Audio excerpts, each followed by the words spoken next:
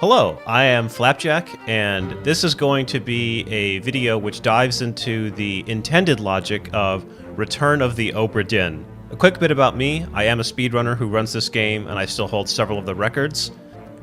The reason that I'm doing this guide is that several other streamers have said that it would be interesting to watch a video where someone walks through the whole game and exposes the intended reasoning of each particular fate. So I figured that I was well versed with the game and that I could take a reasonable stab at it. So here we go.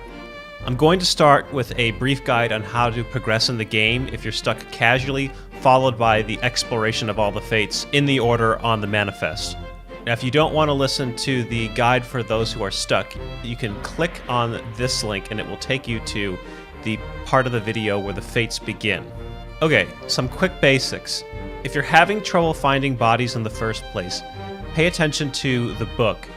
If you look in the book to where a chapter would be and go to the start of it, there will be a location that is circled in the upper left. If you cross-reference that with your ship's map, it'll take you to the location of the next body that you need to discover. On the topic of guessing, a lot of people that I've seen have expressed frustration that they think that the game is expecting them to guess instead of logically deduce everything. I'm here to tell you, you are expected to guess. I have watched many streams of people playing through this game, and not one of them has been able to figure out all 60 fates as intended with the game's logic.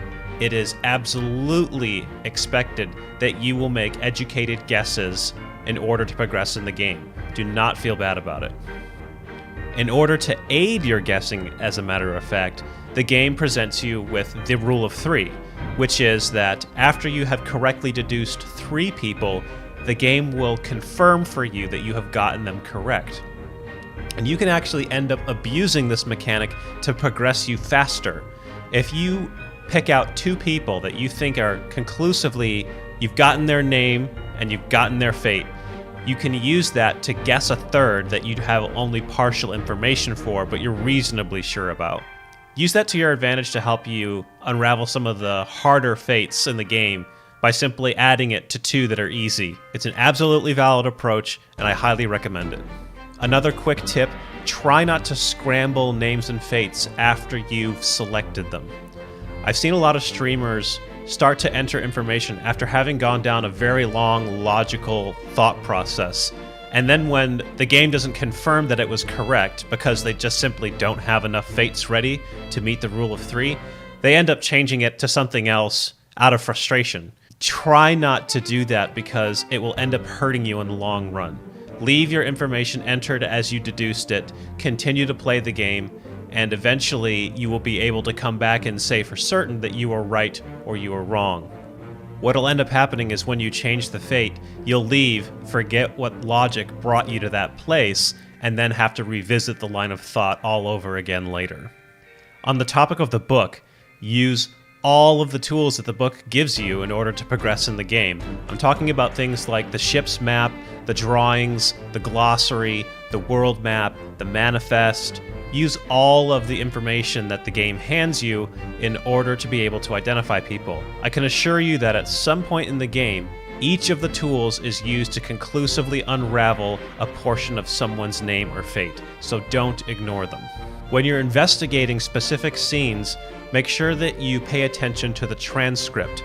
If you open it, you'll notice that the deceased, if they talk, is marked with an X in the transcript, and this is extremely important because it'll let you know, first, how they sound, and second, if they happen to call out names, you can use that to identify associations and also eliminate them from being the person whom they speak to.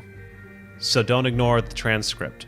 On the topic of the bookmark system, it is not required, but it is extremely useful.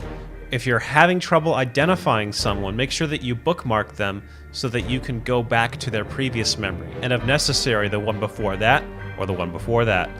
If you need to, go through all of the memories that they appear in, because it will help you form a more assured line of thinking if you can see them in relation to their entire voyage on the Obra Dinn. Some more advanced tips.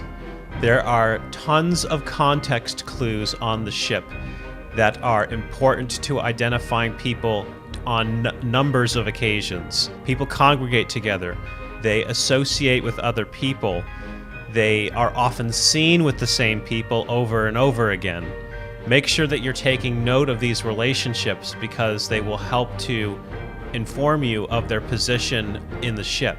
Now, although this is a work of fiction, there are historic clues that if you know your Napoleonic-era naval history, will help you to progress much faster in the game. And I'm referring to things like clothing and job responsibilities on board. Alright, a quick word on the format of the video. For each body, we're going to go visit their appropriate death scene, if they have one, and then we're going to start to journey around the ship to pick up all the little pieces of information that are meant to help you identify them and how they died. Since we will be identifying everyone, we aren't going to be going into detail about the identities of specific killers if there are any. Instead, you can simply learn about them during their specific portion of the video. Alright, let's get going.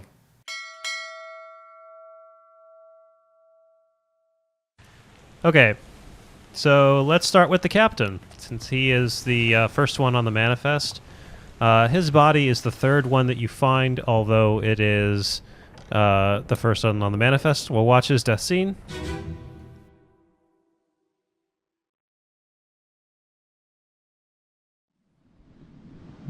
Abigail, your brother, my friend. I shot him dead. I'll be with you soon, my love.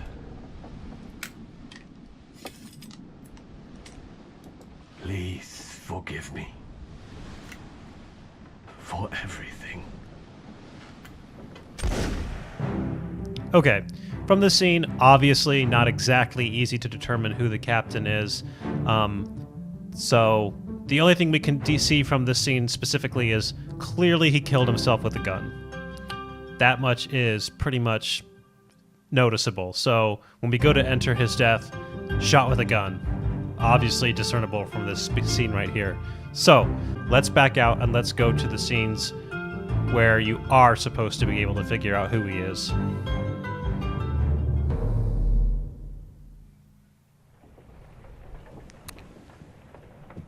The first scene that tells you who he might be is William Hoscut.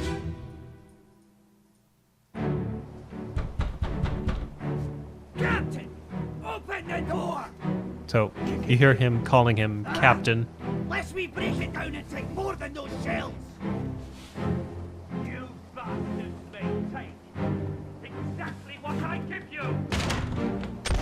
So it is very easy to hear that he calls him Captain. And then again, if you open the transcript, this is what I was referring to before, you can see that he is speaking and he is saying, Captain, open the door. So he is clearly not the captain. He's speaking to the captain.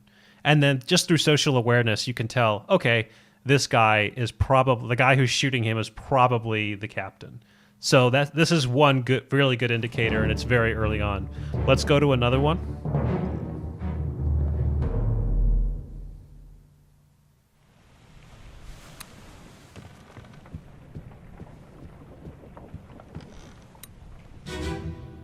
This is Abigail's death.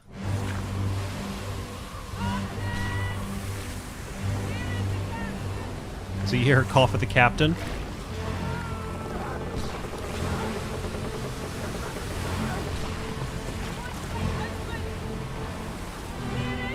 And then she calls for her husband. So the captain is her husband. You can see her speaking both times, so she's obviously referring to her husband as the captain. And then, of course, if you go to the ship's manifest, you can see that the captain is named Robert Witterel, and that she is named Abigail Hoscut Witterel. And so you can combine the two and say that the only two Witterels on board are Abigail and Robert, and since she refers to her husband as the captain, he is, in fact, the captain.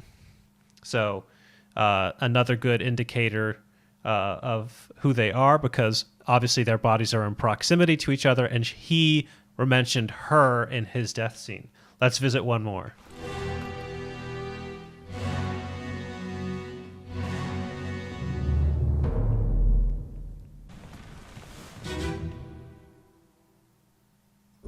Hok-Seng Lau, you have been found guilty by self-confession of the murder of Nunzio Pasqua.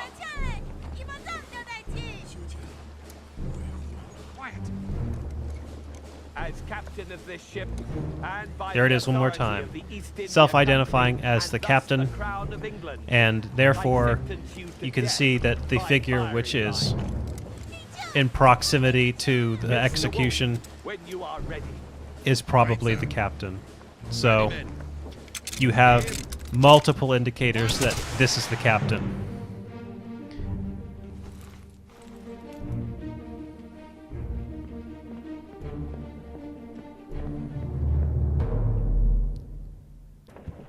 And so we can safely say that this is the captain, and that he killed himself. This is one of those fates where you do actually have to say suicide with a gun. You cannot say shot with a gun by somebody else. It will only accept suicide. Okay, let's visit the next death on the manifest, which is William Hoscut, the first mate.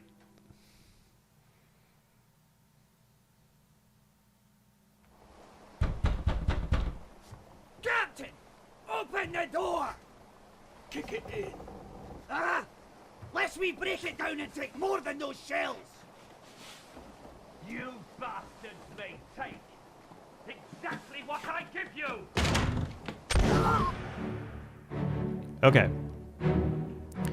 So we have...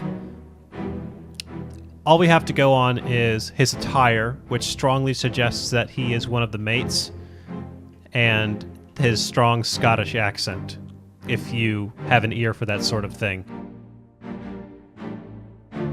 If you look at the ship's manifest, there are not that many Scotsmen on board, so you could make a determination about his nationality from that, but it isn't necessarily something that you'll be able to pick up on and make a conclusion on. Thankfully, we don't have to. So let's start to visit other scenes that would help identify him.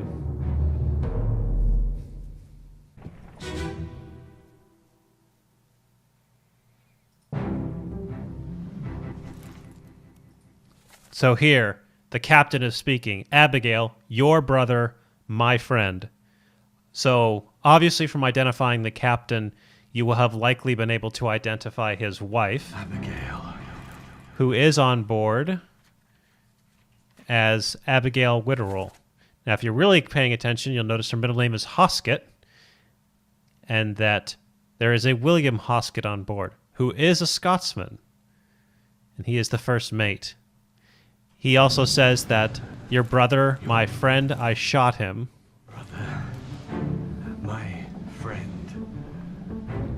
I shot him. As we just saw in the scene, he did indeed shoot William. I'll be with So there's another indicator that he was speaking about him. As for additional clues, as I said, it is relatively advanced, but if you pay close attention to these sketches, you'll note that the mates are all dressed very similar with the same sort of attire, the same sort of hat, jacket, pants, shoes, and that there are exactly 4 of them. 1, 2, 3, 4. There, of course, are other men on board who have fancier attire and hats, but it is not does not necessarily follow that they are mates, as in officers' mates. You can see that there are, in fact, 4 people who have the traditional bi- or tricorn hat, which is usually indicative of a ship's mate. So you can make a conclusion that he is one of the mates. He has a Scots accent, and he is, in fact, killed with a gun. And then shortly afterwards, the captain says that he shot Abigail's brother, who happens to match her in name. So we can use all those things together to draw the conclusion that he is, in fact, William Hoscut, the first mate. And as we saw in the scene, he was shot by the captain. All right, the next one on our list is Edward Nichols, the second mate.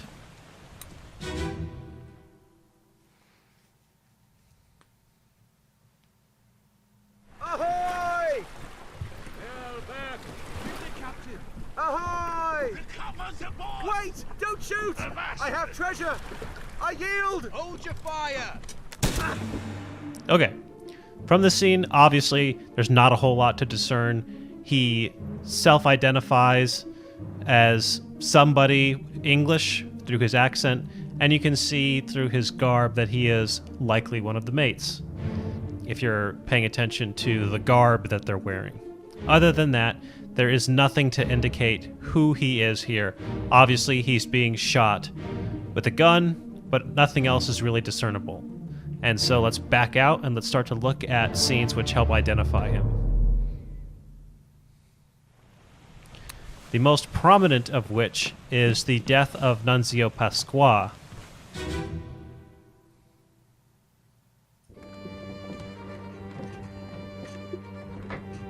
Hello? Who is there? You hear him. Who is that? Is someone hurt? Senor Nichols, is that you? What are you doing down here? So you hear him say, "Senor Nichols, is that you?" And if you go through the manifest, you will find that there is actually only one Nichols on board, Edward Nichols, the second mate. So there are indications, good indication that this is who he is, that he is Edward Nichols. But there are several other scenes where he is present and called out by name.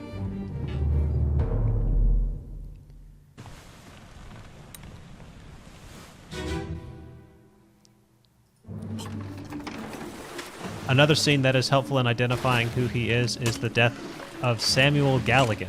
What in you are?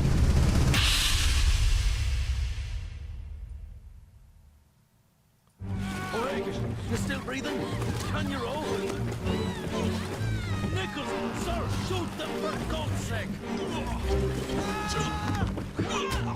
So you can hear him call out to Nichols and say, "Shoot them for God's sake." And you can see that there are many people here. But he does say, "Nichols, sir." And there's a lot of dead bodies already here. A woman, and he's entreating someone. And if you're paying attention, the only obvious person that you would be entreating is the one who is cowering.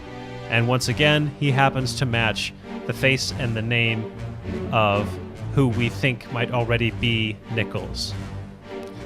So another very strong indicator of who he is.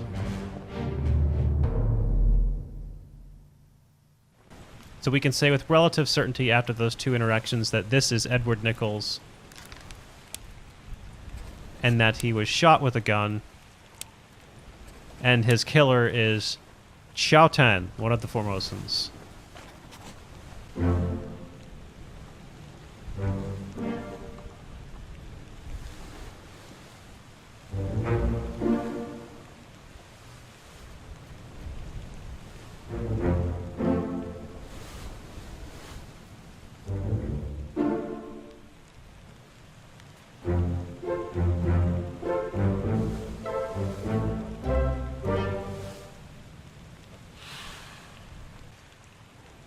All right, the next death is Martin Perrott, which we will have to go to the bargain for, because his death is only observed at the end. His is one of two deaths at the very end of the game, so let's watch his death scene.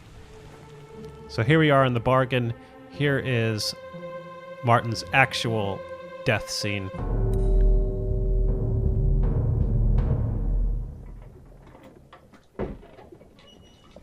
A third shell. The captain didn't toss them all. Leave it. Help me lift this.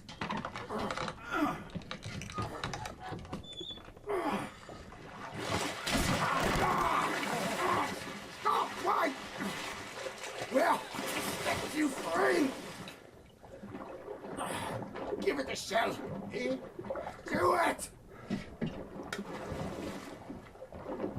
Hoist it out. To the main deck. Throw it over. Lock the door when you leave.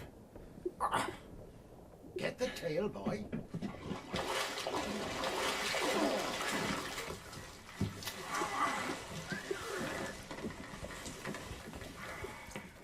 In return, the ship. The Obra Dinn. See it home.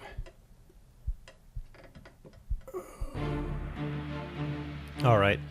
So from this, you actually aren't meant to deduce our poor friend Martin's identity.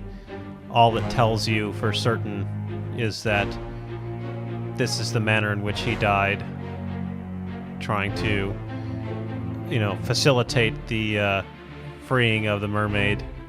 So there really isn't anything additional here which can be used to conclude his fate. So let's go back to the before the bargain and look at identifying him. To start, let's go with Abigail's death scene, and we'll hear her talk to a Martin.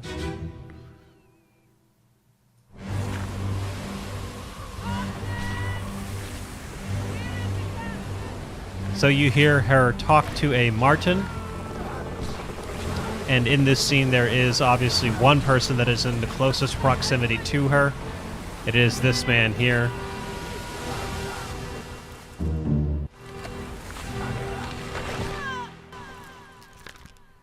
And so we can say that this is probably Martin. Obviously, in order to discern his death, we will have to go back to the bargain.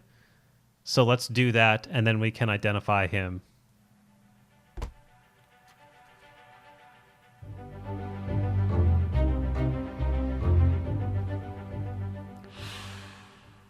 Now that it's the end of the bargain, we can actually enter in Martin's identity and fate. He is Martin Perrott, the third mate, and you can see that he was spiked, and because of the nature of the mer people, you can say spiked or speared.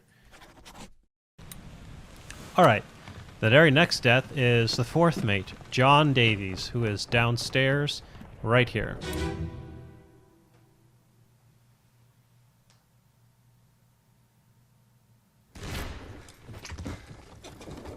What's all this, you damn fool? Okay, from here, there's obviously nothing you can tell about this person's identity. From looking at his garb, you can tell that he is likely one of the mates, one of the four, but other than that, there is no indicator from this scene who he is. So in order to know more about him specifically, we're going to have to go elsewhere. We can obviously see that he's being clubbed, so we won't have any trouble identifying his cause of death. But in order to know more about him, we're going to have to go somewhere else. Interestingly, the best time to identify who he is during the death of Edward Nichols. Ahoy! So as Nichols approaches, you can see that we're outside the ship standing on the water. Now, if you open the ship's map, you'll note that we actually have our footprints and we're standing off ship. So we have our position relative to the ship kind of drawn out here. Now, you'll note that it puts our footprints by the purser's office and the port walk down here, which is a little misleading because if you've been to this deck, you'll know that there are no windows on the port walk and outside the purser's office. But as you can see, there are clearly windows here, and that's because this isn't the orlip deck. This is the gun deck. And so if we stand outside this window, you can see that it's standing outside of the kind of in the middle of nowhere, kind of right here. But if we go to this window, you can see that we are in line with the fourth mate's cabin, and that the last window would be the second mate's cabin. But it's obviously not open. But if we look in here, this lines up with this man's identity again, and so is a very good hint that this is in fact John Davies. So combined with the hint from before that he is an officer based on his attire and his position in the room, which is the fourth mate's cabin and nobody else's, this is likely John Davies. And we know that he was clubbed by Henry Brennan. All right, next on our list is Alfred Klestil, or Klestil. He is our bosun. He is down here.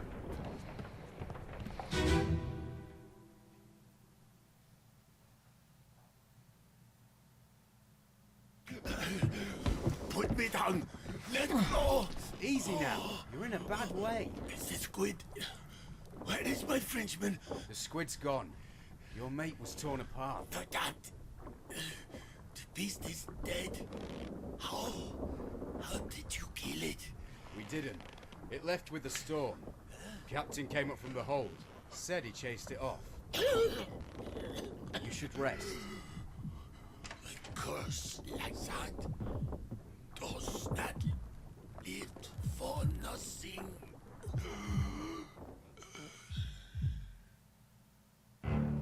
Okay, so the only clues that we have so far are he is German or Austrian. Since there are no Germans on the manifest, he is likely Austrian, based on his use of the word verdammt and his accent, of course. The second clue is his attire, which labels him as one of the officers or the mates, which is generally nicer, and it is a uniform. So we know that he is of higher station on the ship.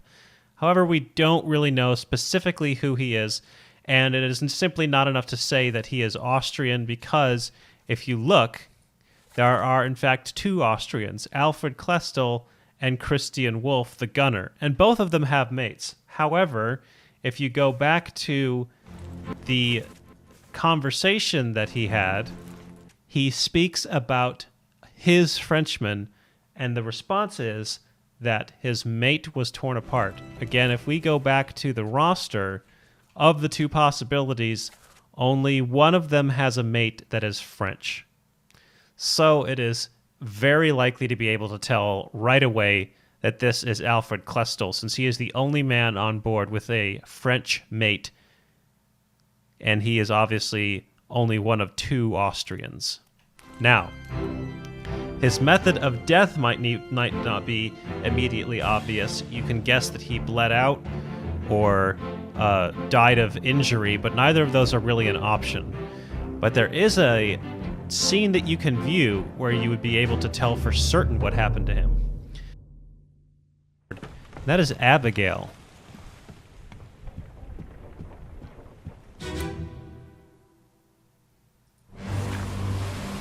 And you'll see in this scene, there are these two men fighting the Kraken, and one of them has his arm wrapped up by the Kraken, and that it does in fact match the man that we presume to be Alfred Klestil.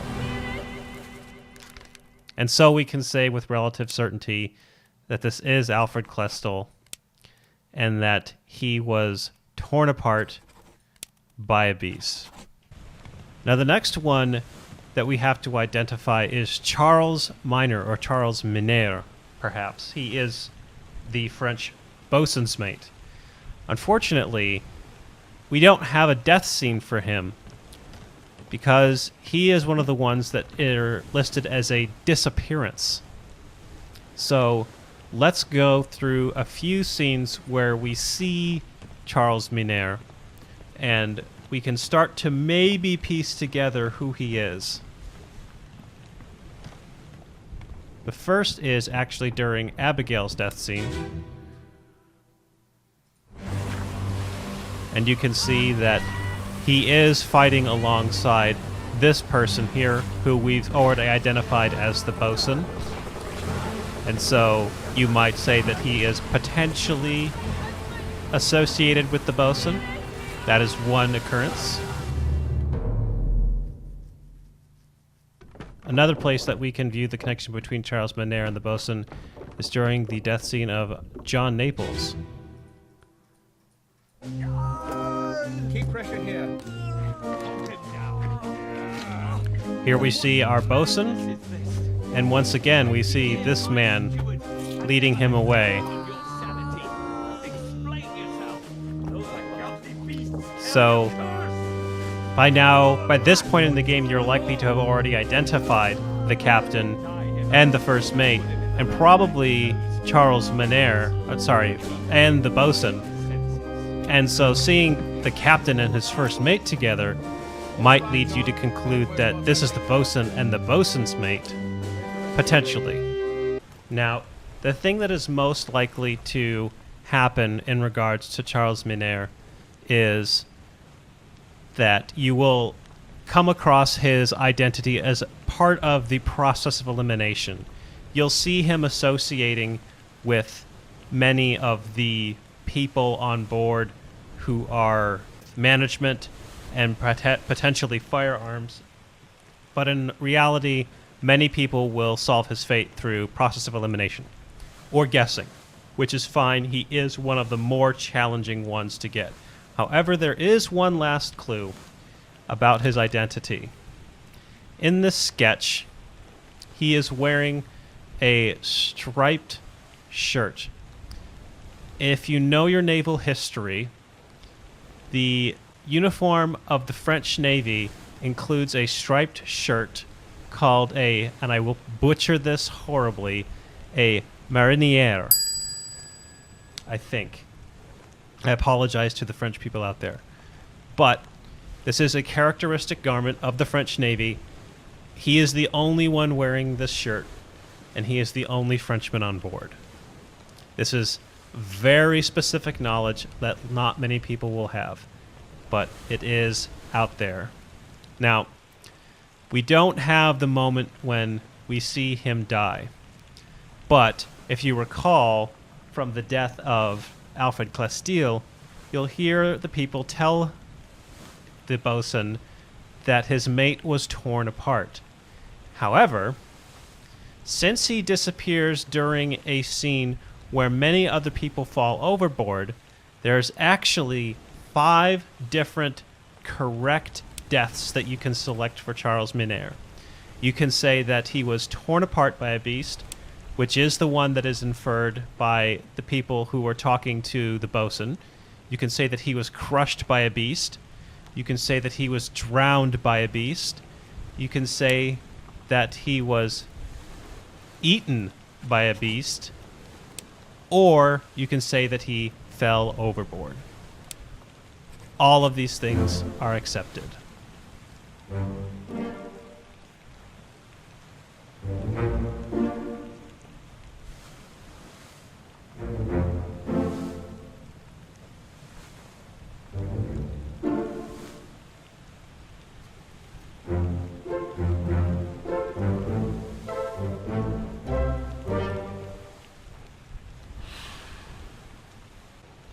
All right, on to Henry Evans, who is yet another person that we do not have the body for because he is another disappearance. However, we can see the scene, and we'll look at it briefly, where he is last seen, which is this one.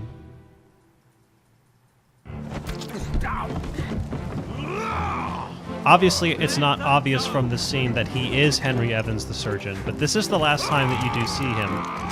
But you do see him dotted around several other places, and you can use those to identify him. We don't know his fate yet, but we'll get to that last. Let's simply go back to the other places where we will have seen him that will lead you to conclude that he is Henry Evans. Let's start with the bitter cold.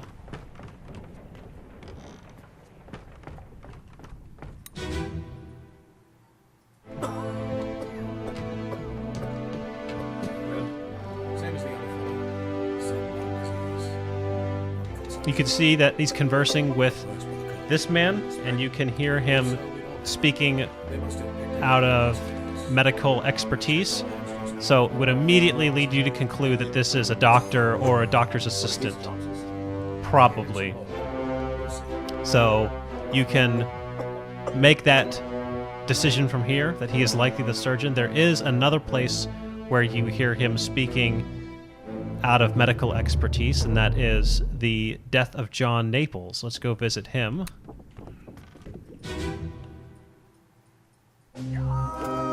Keep pressure here. So in this scene, you hear him say, "Keep pressure here," and this person is the one keeping pressure. So this would suggest, since we did just see this person in the previous one, that this is the expert and this is his assistant. So you can conclude from those two scenes that this is in fact Henry Evans. Now there's an additional feature which is very interesting. We've concluded that he may be Henry Evans. Let's go back to the bitter cold really quick. If you notice, under the bed, if you've got a very sharp eye, you'll notice there's a chest under the bed, and that this chest bears a very striking similarity to the chest that we opened at the start of the game. If anyone notices that, they might go, "Wait a minute, I recognize that chest," and they might open the book and flip to the very beginning, to the letter written by the person who sent it to you, and it is signed Henry Evans. And so you might say, "Oh, this is it. Henry Evans sent us the book," and since we know that we can now say that that is Henry Evans the surgeon. However, it also informs you of his fate.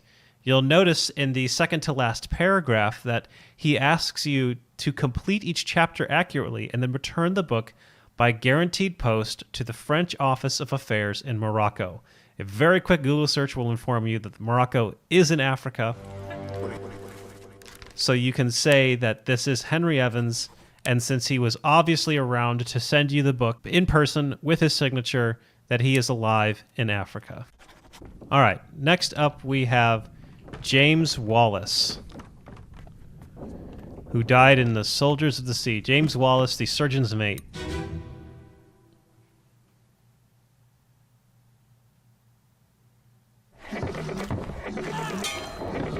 Where are you?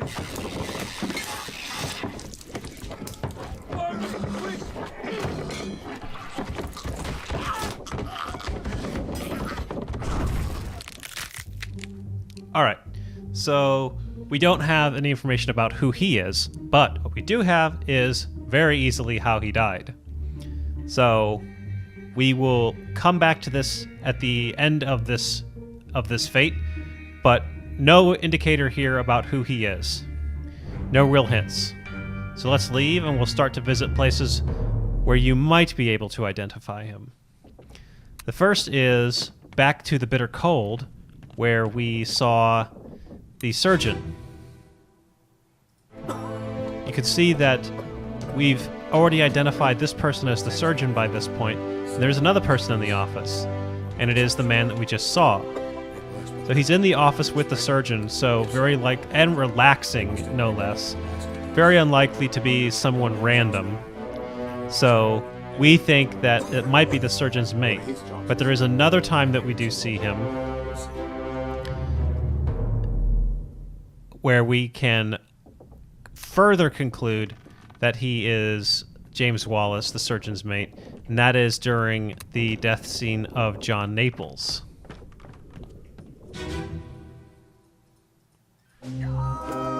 Keep pressure here. You can see that he says, "Keep pressure here," and that the person keeping pressure here is once again the man that we saw before, so likely to be an assistant of some sort, i.e. the surgeon's mate. So now we have two strong pieces of evidence that point to him being the assistant to the surgeon or the surgeon's mate. Now, let's talk about his death. Let's go back to his death scene,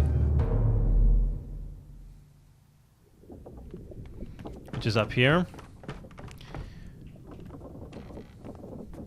This is another one of those deaths where the game is extremely forgiving. You could say that he is decapitated. Obviously that looks like something that would be valid at this point. You can also say clawed because the creature is using its claws. You could also say strangled, even though that might be stretching the truth a bit. I think a lot of people will conclude that he was either clawed or decapitated. James Wallace was decapitated by a beast.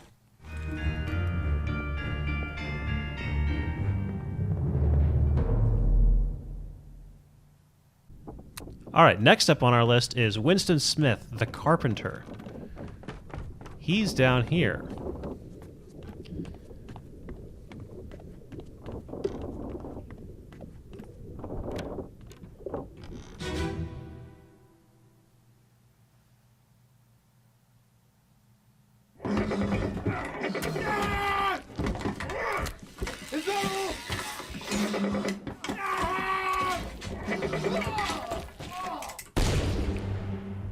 Okay, not a whole lot to go on here, apart from the fact that he, if you have a good ear, appears to have an American accent.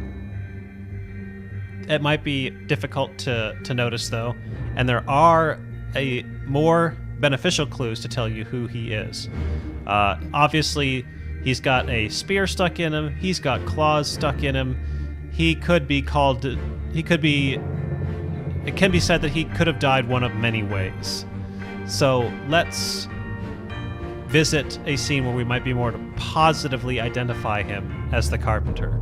And specifically, we're going to visit the death scene of William Wasim, who was killed going down the stairs.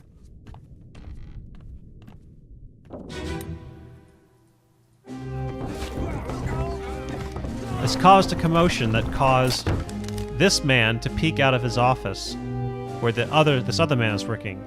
Once again, if you check what office this is on your ship's map, you'll note that you're standing outside the carpenter shop. And so you can assume that this is potentially the carpenter or the carpenter's mate. And it's kind of hard to say who it is, but there is a different scene that will help disambiguate both of them, one from each other.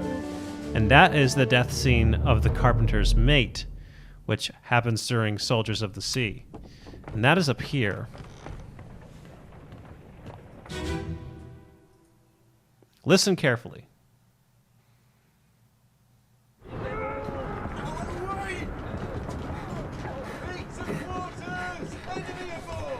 What's going on? Stay back! It's already going for Nick. Hey, come on, boss. No, get there. Hey, cat! Okay, first thing to note, you're seeing these two men together again. Second thing to note is you just heard them both speak with an American accent, if you have been listening for it. Now, there are only 2 Americans on board, and they actually do happen to be the carpenter and the carpenter's mate. So you can assume that this is the carpenter and his mate. However, if you listen to the transcript of this guy, you'll notice that he says, "What's going on?" And then an English person says, "Stay back, it's already done for Nick." And then he says, "Come on, boss," who responds, "No, get down." Using that text and what we're seeing here, you can see that the one saying, "No, get down," because he was referred to as the boss, is this man, and that this is the man who died. And it's from this that you can say with relative certainty that this is Winston Smith. Now let's go back to his death scene really quick before we confirm his fate.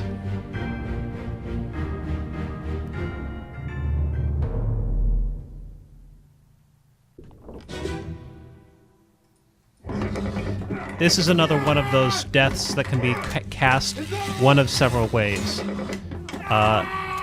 We can see a spear in him, we see claws in him, and it could be said it went one of several ways.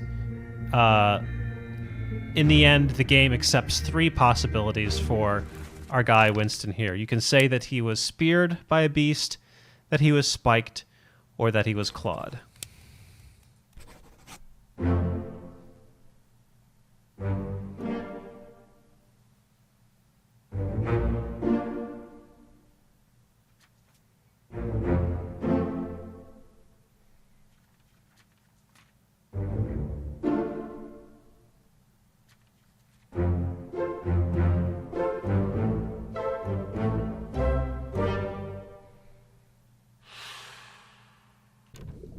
All right, next up on our list is Marcus Gibbs, who is the carpenter's mate.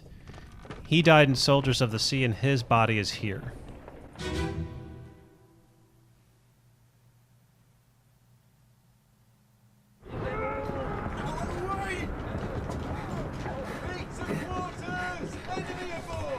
What's going on? Stay back! It's already over the neck. Hey! Come on, boss! No, get there! Hey! Cap! All right, there's two things that you can note from this scene. The first is that he has an American accent. If you check the transcript, you can see that the one saying, "What's going on? Come on, boss. Hey, catch." And he has an American accent. If you didn't notice that, you will have seen that he also refers to someone as his boss, and his boss tells him to get down, and that appears to be this man here. This is not the only time that you're going to see these two together, and it will help you disambiguate who they are. There are obviously only two Americans on board, and they happen to be the carpenter and the carpenter's mate. But it might be difficult from this scene to just immediately assume that this is the carpenter's mate, especially if you don't pick up on the fact that he has an American accent. So let's go and visit the scene where you would be able to tell that he is the mate and not the carpenter, or that he is in fact related to the carpenter at all.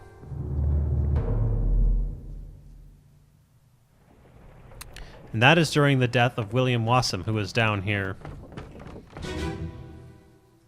The commotion causes these two to stick their head, this guy to stick their head out, and this guy to be, you can be able to walk in and see that he's there.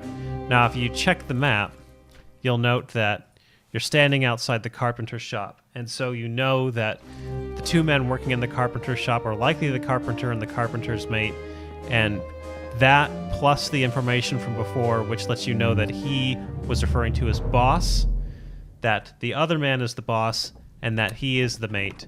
And so you are able to disambiguate him from the other guy, from the other man. This is Marcus Gibbs, and from his scene, he is another one of the multiple possibilities for death. You can say that Marcus was either speared or spiked by a beast. Both are accepted answers.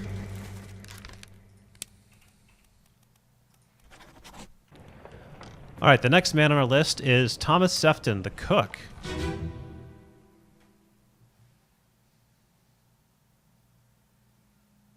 Clear the deck. Move the boat to stern and throw the bodies over. What's your footing? Hey there, what's this? Give him to me and I can fry us a solid meal, boys. Never now. Take it slow. What's it, gentlemen?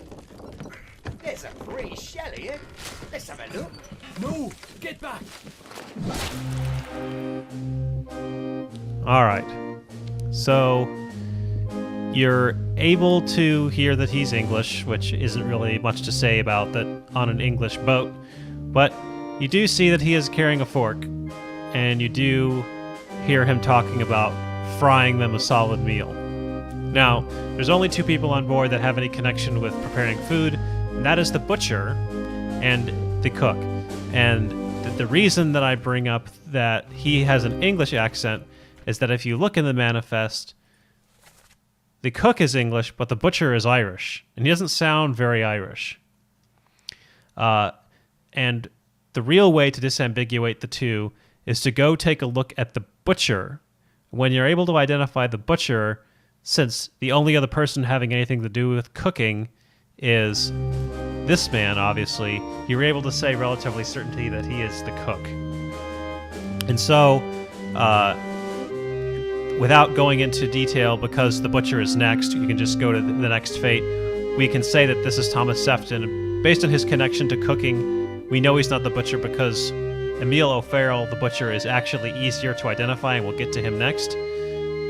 But his death, on the other hand, is a little more specific than you would suspect. You can't say that he was spiked, which is a little strange because the tail has spikes all over it. But what you can say that he was struck by a beast's tail. What you can also say, though, is that he was clubbed by a beast.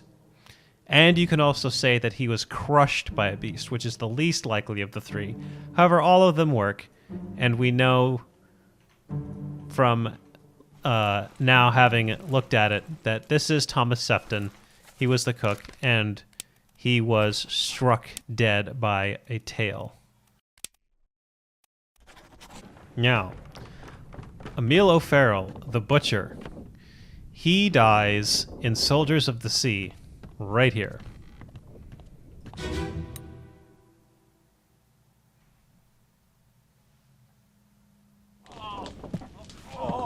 I've got you.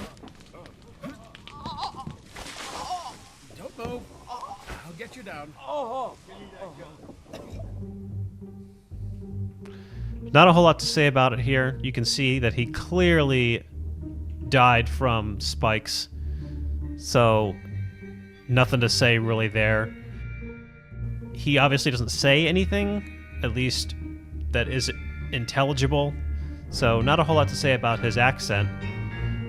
The real way to tell who he is in an earlier scene from The Bitter Cold.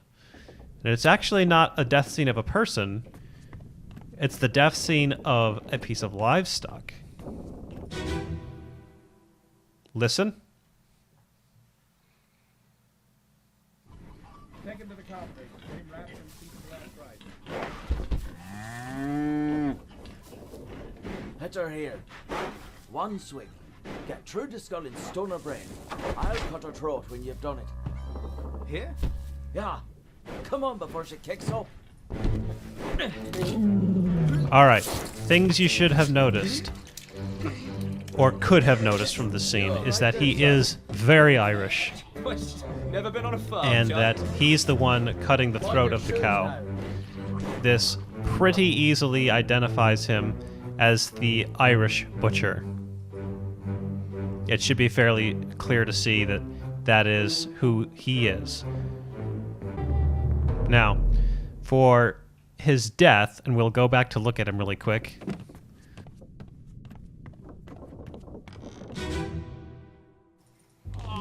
It's pretty clear from looking at this that he's been spiked. Speared is also an accepted answer for this one. So you can say spiked or speared.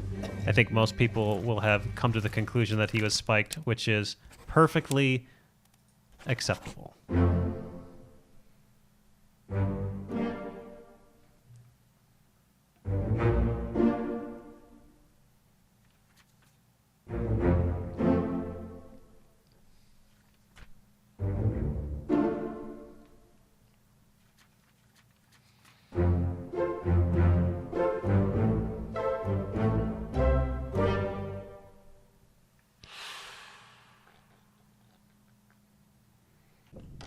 All right, our next person on the list is Christian Wolff, who is the gunner. He died during the Doom, right here.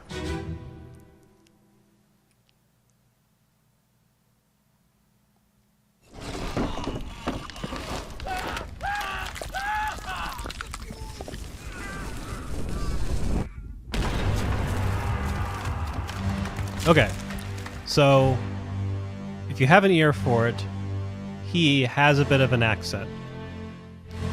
We'll actually come back to that in a moment when we go to the scene before this one. He also is on the gun deck around the guns, which there are many men here who are on the gun deck around the guns, so it's not immediately obvious that he is, in fact, the gunner. So let's actually go to the scene before his, which is this man's scene, and listen again to what's being said.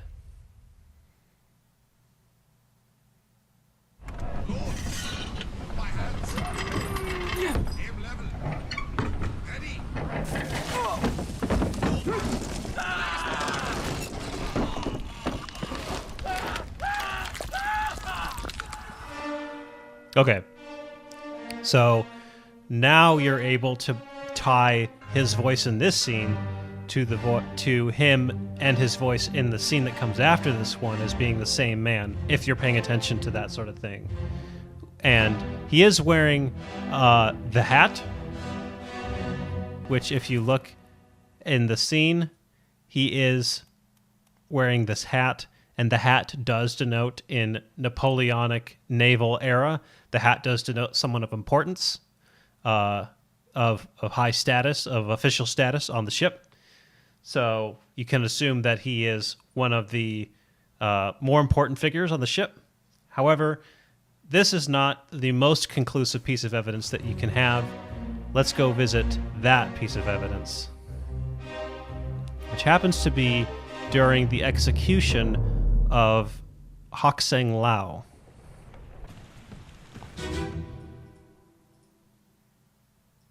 Hok-Seng Lau, you have been found guilty by self-confession of the murder of Nunzio Pasqua.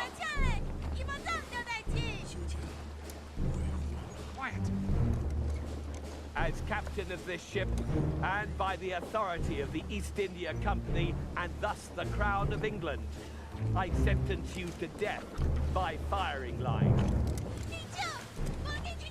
Mr. Wolff, when you are ready. Right, sir. Ready, men. Aim. Fire! Okay. You hear the captain refer to Mr. Wolff. This is the man obviously giving the orders to the firing line. And there is only one Wolff on board, and it is the gunner. And so it is easiest to tell from this scene that that is Christian Wolff, the gunner. Very straightforward if you manage to catch it as being said in the scene. Now let's go back to his body really quick and look again at his manner of death, because there are a couple of potential options. You can see that he's getting shot with a cannon that's being manhandled by the beast. However, if you look at the transcript, you'd hear him yelling about the fuse. Now, in the scene before this one, you will have seen that there are two men on the receiving end of the cannon, but one that is being crushed by it. And if you kind of extrapolate 2 and 2 here, you'll realize that the one who lit the fuse is the one being crushed by the cannon, and not the one who was sitting in front of it. And so an actual valid response is that he was shot with a cannon by the man who lit the fuse, who was Abraham Akbar. Kind of a rare possibility if you're able to pick up on that. The last possibility is exploded. You could say that he exploded. But this is, in fact, Christian Wolff, and we'll say that he was shot with a cannon by the man who lit the fuse, Abraham Akbar. All right. The next man in line is Olus Wiater, who is the gunner's mate.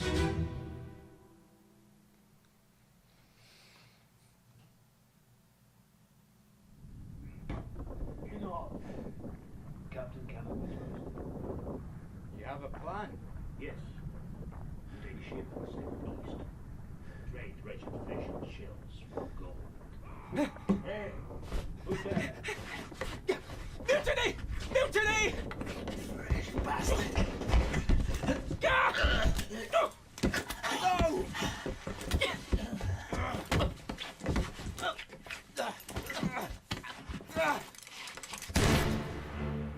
Okay. You can clearly see his manner of death, but not a whole lot here to go on about who he is. The things which you may have noticed up to this point is that he does speak with an accent. It might be tricky to simply identify him as by his Polish accent. It might come across as simply slightly Slavic, so it's kind of tough to say. And there are Russians on board, so it might be very tricky to discern them.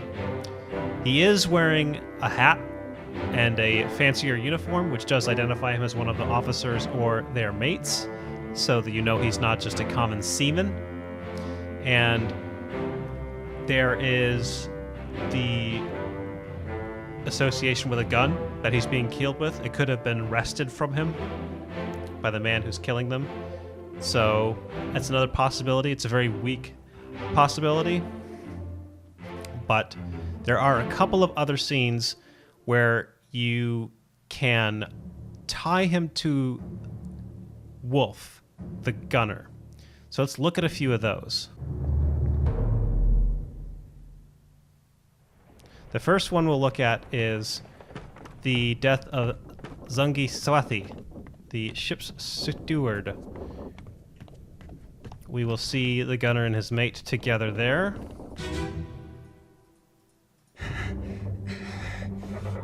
You can see here that we have Mr. Wolff and this man. And if you check the ship's map, you'll see that we're standing outside the gunner's store. So a pretty good indicator that he is related to the gunner and is in fact his mate. Usually by this time you will have identified the gunner himself, Mr. Wolff. And it is possible that you will have guessed his identity based on figuring out Mr. Wolff's by association. But this isn't the only place we see them together. We'll look at least one more. One of them is here, during the death of one of the midshipmen.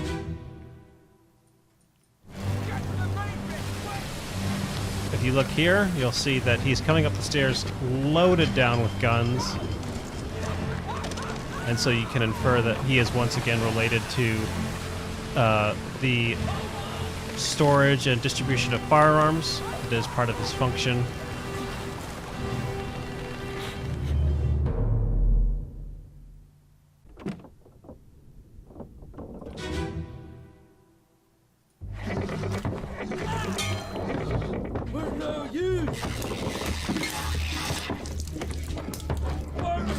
And here you can see his proximity to the gunner store again. The man handing out guns is in fact the gunner.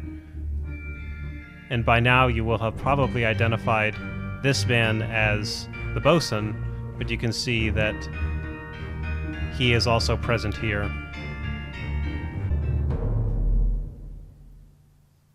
Now, truthfully, you may very well guess his identity based on process of elimination. Again, process of elimination is expected, but based on his proximity to the gunner at several key points, his accent, his uniform, you can very readily infer that he is either the gunner or the gunner's mate. And if you figure the gunner out, who is the easier of the two, you can say that this is the gunner's mate.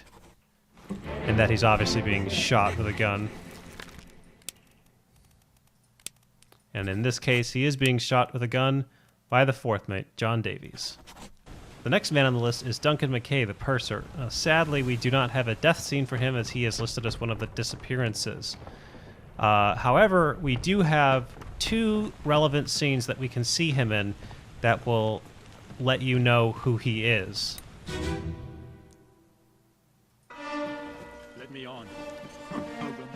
You can see that this person here is carrying a lot of books and potentially financial ledgers. So certainly a possibility that he's some sort of accountant or that he is some sort of well-read person, perhaps. But there is a more conclusive clue that will let you know that he is the purser. But do remember that he is actually seen on this boat with 3 other men, because we will come back to that when we get to his fate. Let's go visit the other memory, which will clue you in as to his identity. And for that, we will need to go down the port walk again to the death of Zungi Sathi, our poor ship's steward. You can see that there's stuff happening out there, but if we go all the way down the hall, we'll pass by this poor man who's been spiked to the wall. But if you look in here, you'll see that there's a man hiding in here. And if you consult the ship's map, you'll see that we are standing outside the purser's office. and therefore you can conclude that the man hiding in the office that is probably only for him, given the purser's function, is probably the purser himself.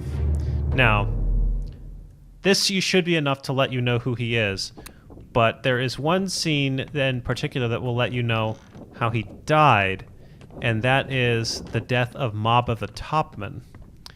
Let's go visit that.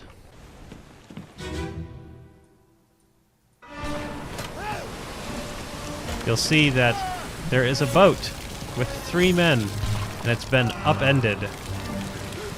So we can say that probably those are the 3 men that we saw leaving in the death of Lars Lind. So you can't actually select any of them, but if you put 2 and 2 together after having observed Lars Lind's death, you can probably conclude that those are the same 3 men. So, the purser himself, who died during the Doom as part of the disappearances.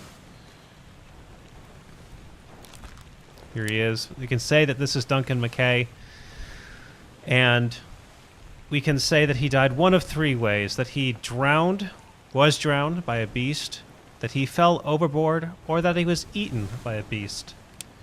And it is much more imaginative to think that he was eaten by a beast.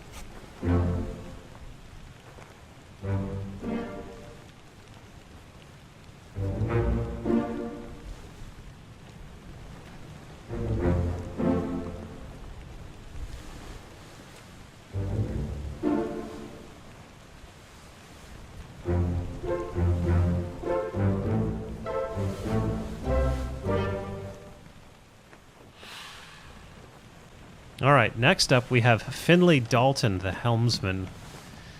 He is another one of the people who are listed as a disappearance in the Doom, so we don't have a death scene for him. You can presume that many of these people probably died in the same fashion, but although we don't have a death scene for him specifically, we can view the moment very close to his demise, and that would be via Abigail's death. Let's go pop our heads in there. You can see that we're standing relatively close to the helm, and if you look up, you'll see that a poor soul is being carried away. And if you note, when you highlight it, in this sketch, he is in fact standing at the ship's wheel. So from this moment alone, looking at this moment in the sketch, you can presume that he is in fact the helmsman and that he died during the Doom at the hands of the Kraken in some way. So, like a few of the others, you can say that a couple of different things happened to poor Finley.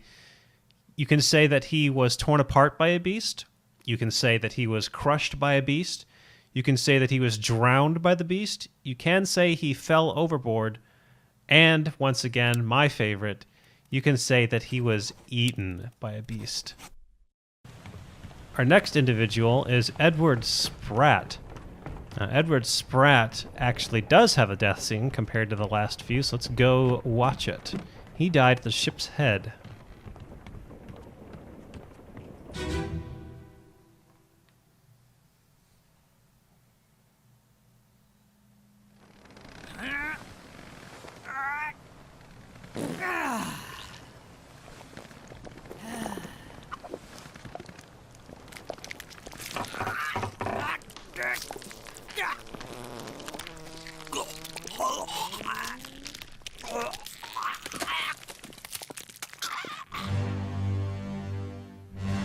So, rather entertaining death, all things considered.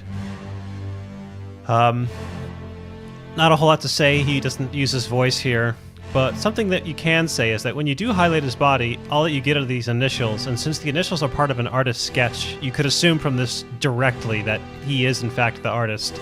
But there is another interesting moment worth visiting, and that is the moment that he made the sketch, because the sketch is one taken during this voyage. So let's actually go watch the moment of the sketch itself. And it's the death of Hok-Seng Lau, the Justice at Sea sketch. Hok-Seng Lau. So you can see from the sketch itself, you'll see that it's taken from this end of the ship, the bow end looking towards the stern, and that this is the perspective of the drawer. And if you look, Of the murder of Nunzio Pasqua. you can see that this is that perspective. And so those two things together should be enough to conclusively say that this is Edward Spratt. You can say one of two things, fairly straightforward. You can say that he was crushed by a beast, or you can say that he was strangled by a beast. The next person of interest is Abigail Hoscut Witterel.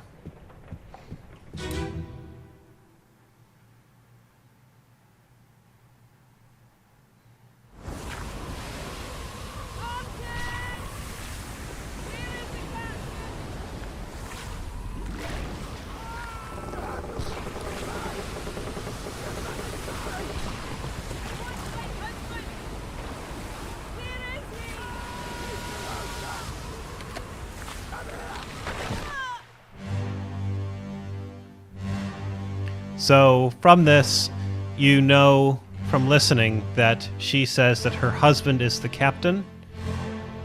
Now, if you go to the roster of the manifest of the ship, you'll note that she is named Abigail Hoscut Witterel, and that the captain is Robert Witterel. So if you look for the captain based on this, if you look for the captain and notice the captain is Robert Witterel, the only other Witterel on board is Abigail Hoscut Witterel. So you could assume that based on that, you know, that's his Abigail. She does also have a Scots accent, which matches with her listing on the manifest. But likely you will have identified her not from this scene, but from the one before it, the captain's.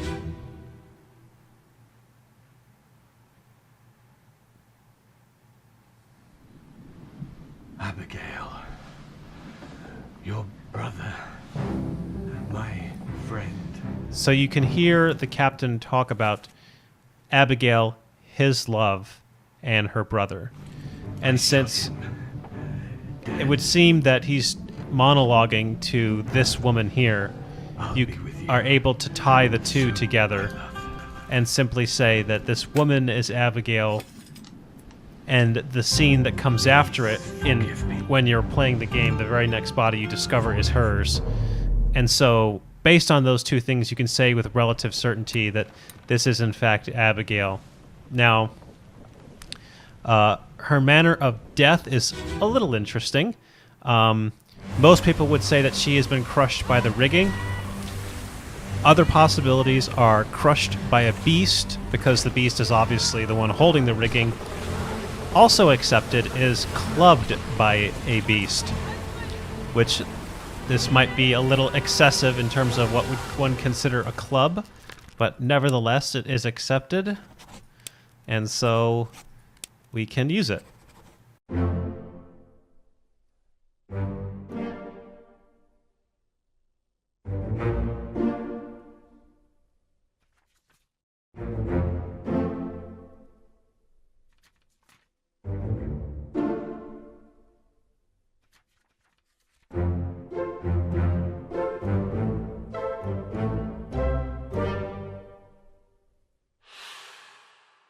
All right, the next person is Nunzio Pasqua.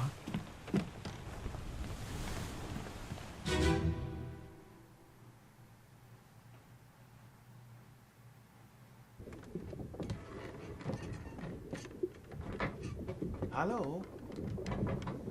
Who is there? Who is that? Is someone hurt? Senora Nichols, is that you? What are you doing down here? Hello, yes. All fine here. Just sorting some things. What's your step? Here, let me help you. Okay, So you can tell from the transcript that he uses the affectation signor, which is Italian, if you can pick up on it. However, it is not this scene which is the biggest clue of who he is. You do get the clue of who his killer is here, obviously, and if you look really closely, it does appear that he is being knifed or stabbed with a sword, but it is a knife, but obviously not something quite as big as a sword. But if you go to the scene which precedes this one in the game, which is actually the execution of Hok-Seng Lau, you'll hear that because his scene unlocks this body, you'll hear that his name is called. Listen.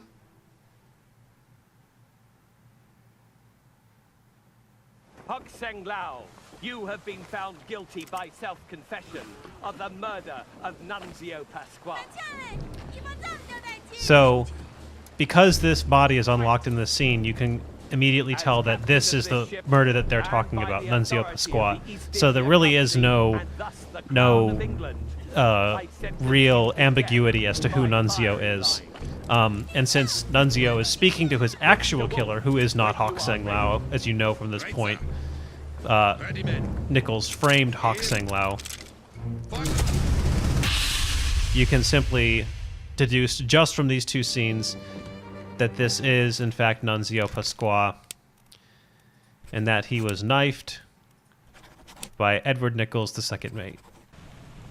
The next person on our list is Emily Jackson. Now, Emily Jackson is one of the two female passengers apart from Abigail Witterel, and it's not, there is no death scene for her since she's a disappearance in the escape.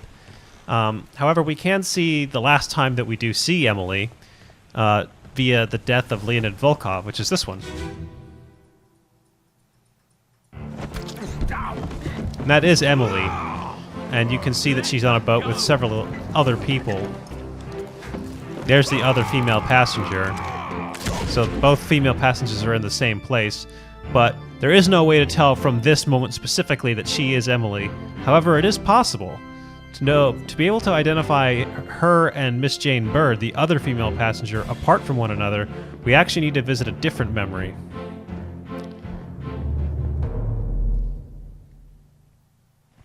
There are only 3 women on board, and we do actually see all 3 of them together at a single moment. And that is during Abigail's death. You can see that here we do see the 2 women together along with Abigail over there.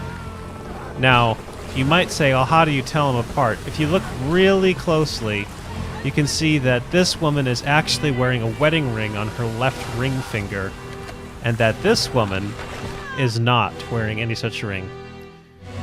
Now, given that the manifest lists them as Emily Jackson and Miss Jane Bird, and Miss is only a title given usually to unmarried women, that Emily Jackson would be the one wearing the wedding ring.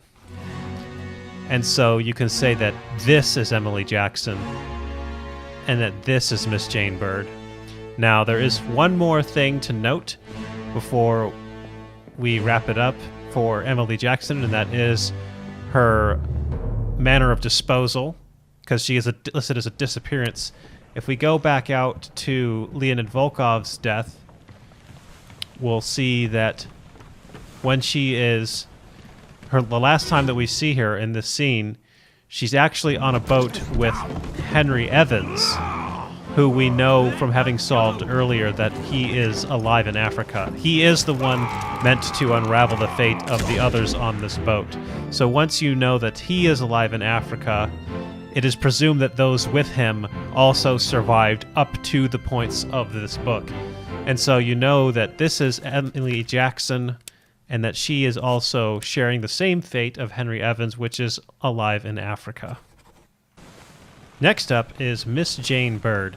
Now, Miss Jane Bird is one of the other 2 women on board apart from Abigail Witterel herself. There are 3 women in total, apart from the Formosans, I should say. other three non-Formosan women passengers. It's a little awkward. But at any rate, she is actually last seen in this scene with Leonid Volkov's death scene. And you can see that both women are here. Let them go! Now, it is not, you're not able to tell from this scene who is who, just that these are the other two women. And I mentioned this in the previous one, but since you might have the previous fate, which is that of Emily Jackson, but since you might have skipped it, I will quickly reiterate how you're able to tell them apart. And that is through the death scene of Abigail Witterel. So, if you look at Abigail's death scene, you'll see that both women are seen together over here. And if you look closely, you'll note that one of them is wearing a wedding ring on her left ring finger, and that the other one is not.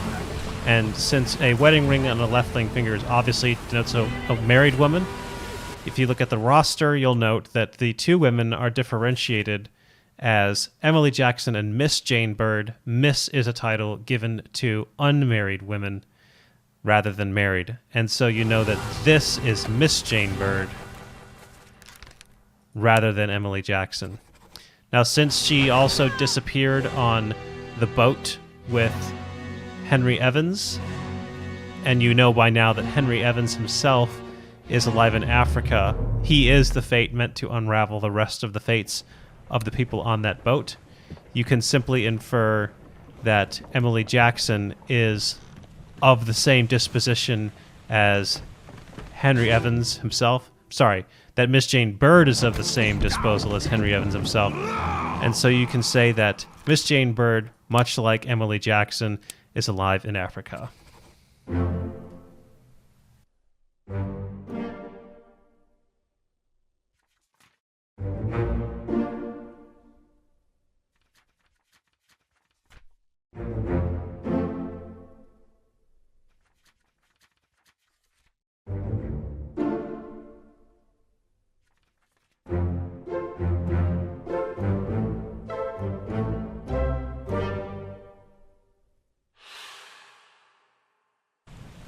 All right, next up is Bun-Lam Lim, one of the Formosans.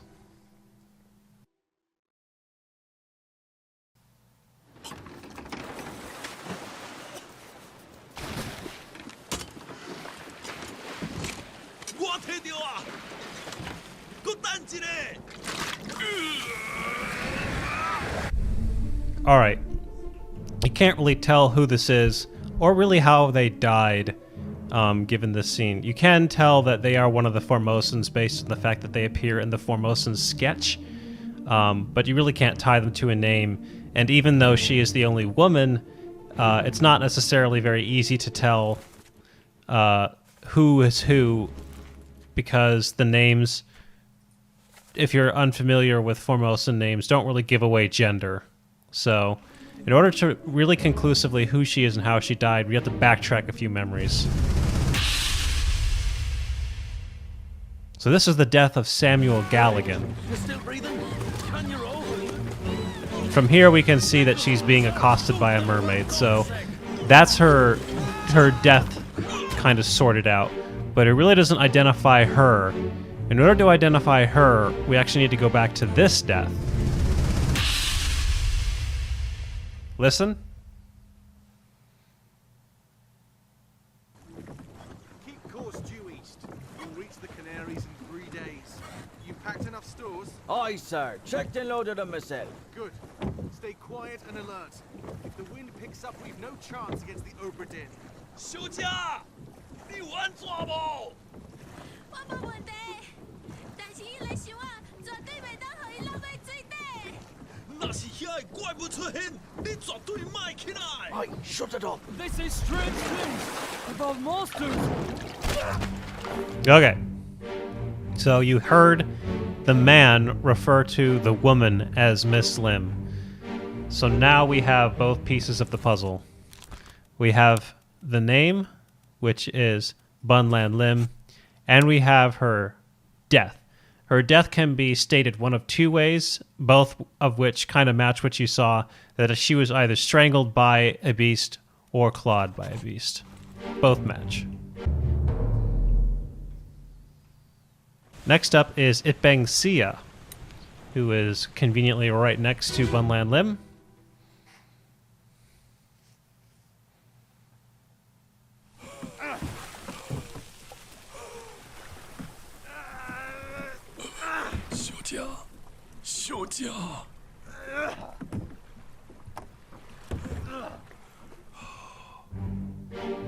All right.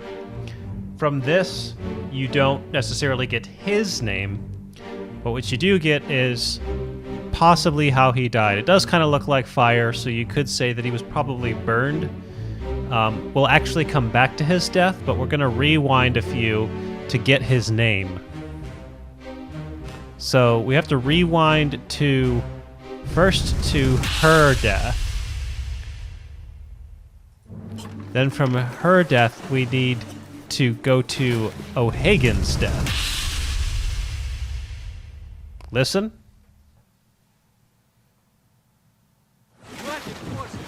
Keep rowing! Where is it? There! Something there! I see it! Give us a weapon! Shoot it! Mike and I! Pick up the oars and row, you fools! Here you go. So you can tell from this that she refers to the man as Beng. And since if you cross-reference that with the manifest, there is only one Beng who is the Formosan, you can easily identify him as It-Beng Sia. Now, let's go back to his actual moment of death, because it's a little interesting. You would say that he could have possibly died by being burned. The truth of the matter is that you don't actually really know. You don't really know what happens to him. And so, because you're kind of dealing with a mystical device, you could actually say one of three different things. Burned is accepted. You could also put in poisoned, and that would also be accepted, because it does kind of look like it, killed him via imbibing something that didn't agree with the system. But interestingly, you could also say electrocuted. That is also accepted. One way or the other, this is It-Beng Sia, and he died of being burned, poisoned, or electrocuted. I say poisoned this time. Next on the list is Chioh Tan, who is this fellow right here.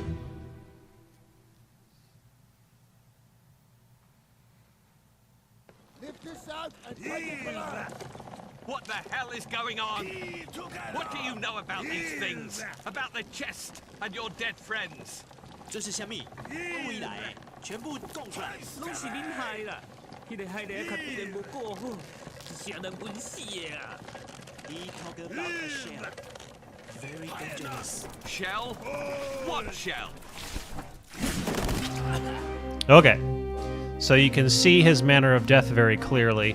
Now, this is actually one of the interesting ones because, as I alluded to at the start of this guide, some deaths are truly meant to be figured out by process of elimination.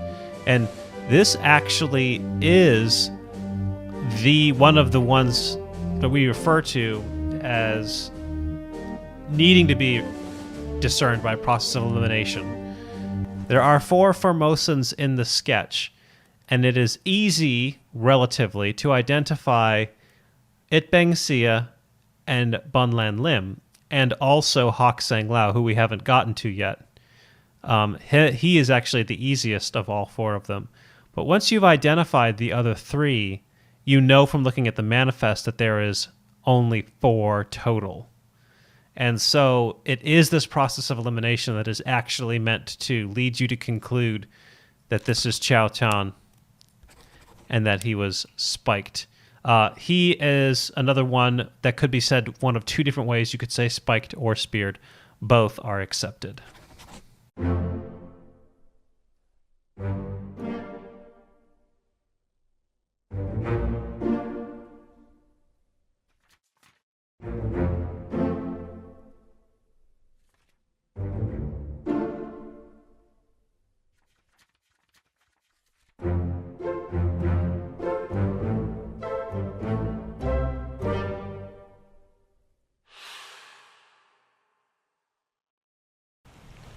Next on our list is Hok-Seng Lau.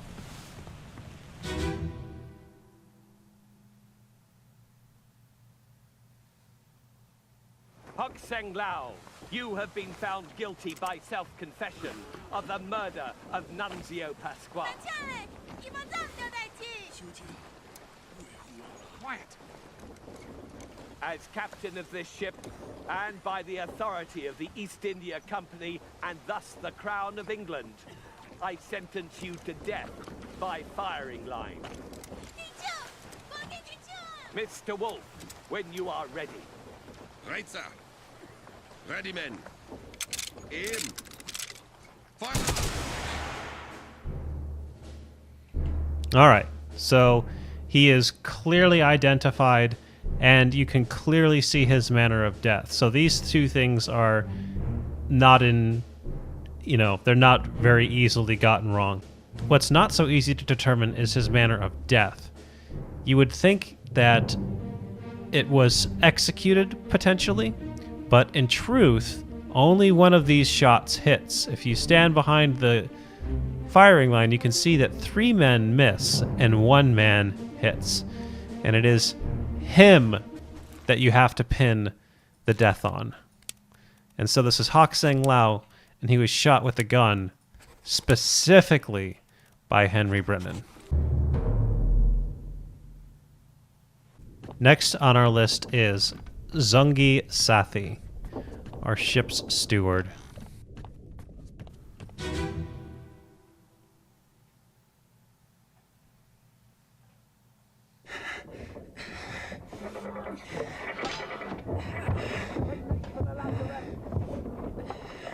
Secure the hold.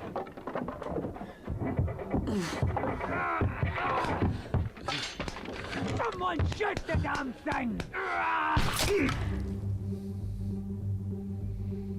All right, so you can see his fate. He is accidentally shot through the wall by this individual, who you will have been able to identify, hopefully, at this point. But that doesn't actually help you tell who he is. Now, sadly, he is one of the more difficult people. The conclusions that you can draw based on what you see right now is that he is dressed as one of the stewards. It's maybe not immediately apparent, but the stewards are all dressed alike, and they are all in a similar uniform, the last steward being over here. Now, it's not necessarily apparent that he differs from any of the rest of them. You can potentially gather that he does have a more Eastern face than the rest of them, possibly, but that is kind of a stretch. It will have been very few people, I think, that will have made that connection. In truth, I would say that most people will have come up with his identity simply by marking him as one of the stewards and then getting the other stewards.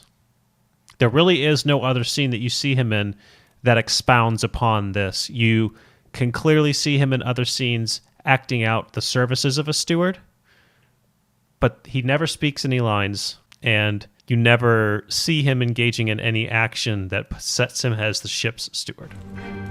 So his is simply the last steward by process of elimination.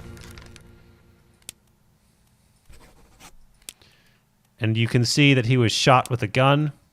Although he is spiked, and he has been bleeding this entire way, he gets spiked in an earlier scene and he's bleeding down the hallway. The game does not accept that as his death. Specifically, you must say that he is shot with a gun by Charles Miner.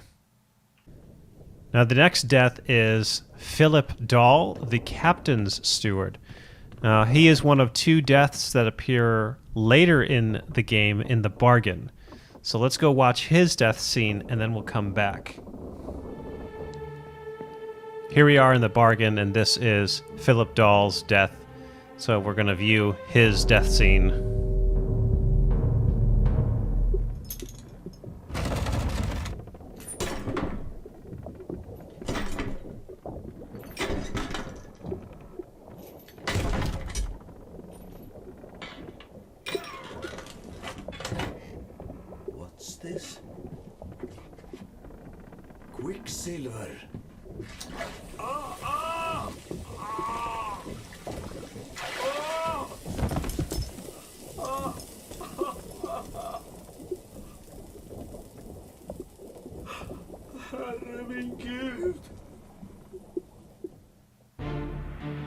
So from this, you're not actually meant to determine who he is, but you can certainly determine bits and pieces about him. Obviously, how he died is, by interacting with the chest. But in addition, you can also say that, or you have the additional clue that he is in fact Swedish by his use of Herr min Gud, or however it is in Swedish you actually pronounce it. But that is Swedish, and that combined with his use of you fools earlier should clue you in that he is in fact a Swede. The area in which you can find out about his identity is during the death of John Naples.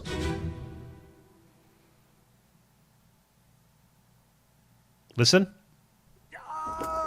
Keep pressure here. Hold him down. What madness is this? 20 years my steward had never a doubt on your sanity. Explain yourself. Those ungodly beasts carry a curse! Throw them back or doom us all! Tie him up and put him in the lazarette with those things. He may yet find his senses. Come on. All's fine, John. Been in worse spots, I think. Where's the rest of his leg? Okay.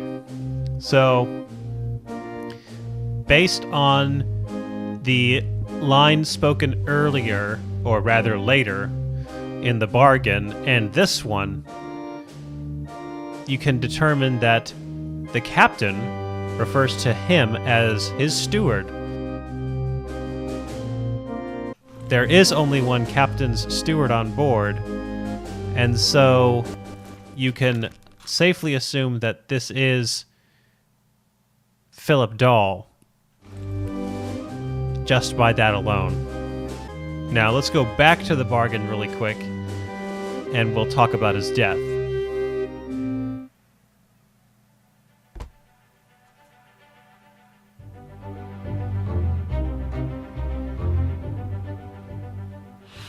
Now we have access to his memory.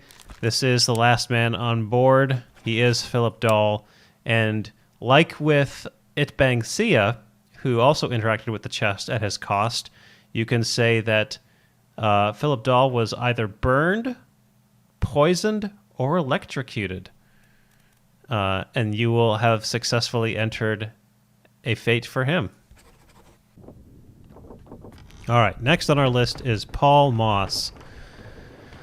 Paul dies on the deck over here.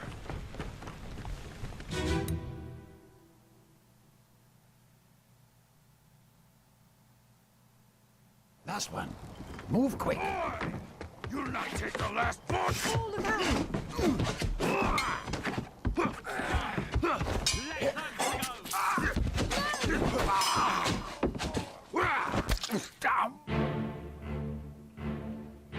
Okay.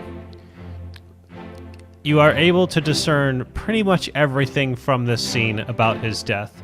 There isn't anything else that tells you about his identity. You can see that he is dressed in a steward's uniform, and so you can guess that he is one of the stewards, but obviously the clue is that during this scene, the woman calls Paul, look out. And if you look at the ship's manifest, you end up seeing that there is, in fact, only one Paul on board, and it is Paul Moss, the first mate's steward. So you can infer that simply from that this is Paul, and that he was killed with a sword. And we know that his attacker is Leonid Volkov, our Russian topman.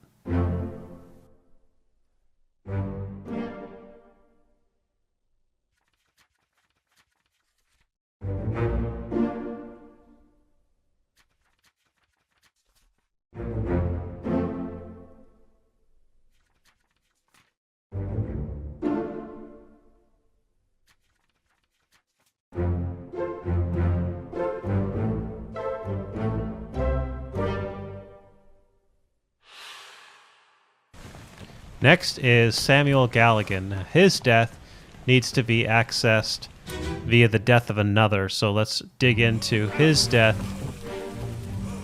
or rather, the deaths prior to his, and we can get to his.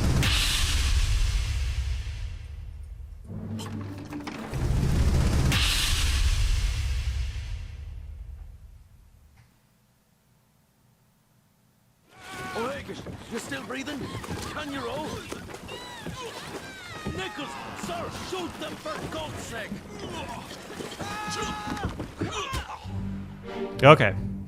So we can hear that he has an Irish accent, if you have an ear for accents. We also see from the sketch that he is wearing a steward's uniform. So you could guess that he is one of the stewards. It doesn't tell you which steward he is, however. By that, you have to go with a few context clues. First, he is part of the mutiny party, and since the stewards are assigned to specific people, it's conceivable that only one of the stewards would have come along with this mutiny party, and since Edward Nichols is in charge of this mutiny, you would assume that the only steward likely willing to come along with him is the second mate's steward. We do see them together at one more point, and that is during the murder scene of, or rather the execution scene of Hok-Seng Lau. Hok-Seng Lau, you have been found guilty. You can see that he's whispering here to Edward Nichols. In fact, you can see that this steward is standing close to the third mate.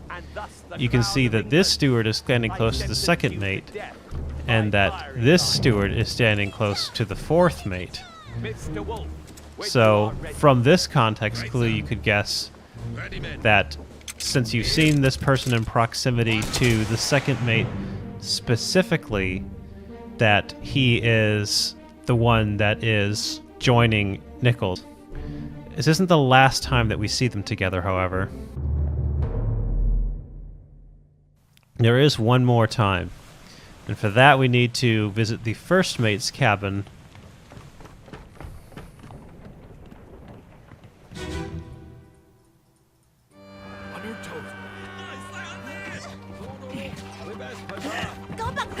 You can see that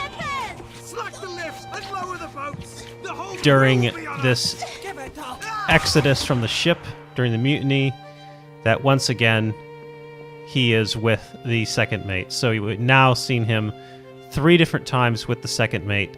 He is dressed as a steward, and so you can probably guess, based on that recurrence over and over again, that he is likely the second mate's steward. And you can see from the death scene that he is being stabbed. So if we go back to the calling, you can see that this man was the second mate's steward and that he was knifed, and in this case was knifed by It-Beng Sia specifically. Next on our list is Roderick Andersen, the third mate's steward.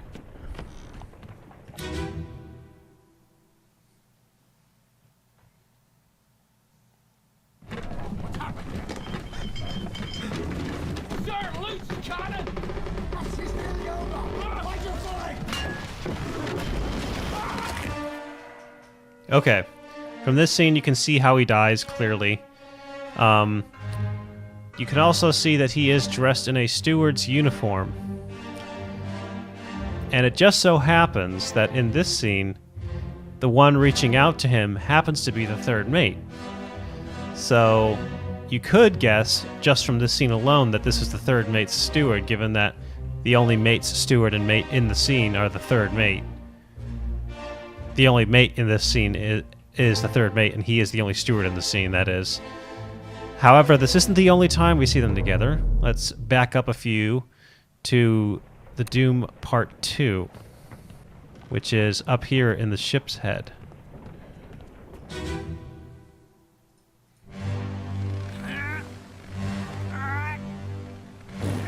And you can see, once again, that here is the third mate, and here is the steward closely following the third mate. And so from this specifically, you can then conclude that this is the third mate's steward, and as we saw in his death scene, that he was crushed by a cannon. Next on our list is Davey James. Davey James, the fourth mate's steward. He is another one of the disappearances. So we don't have a death scene for him, but let's go and see the scene where we see him last, which is during the escape.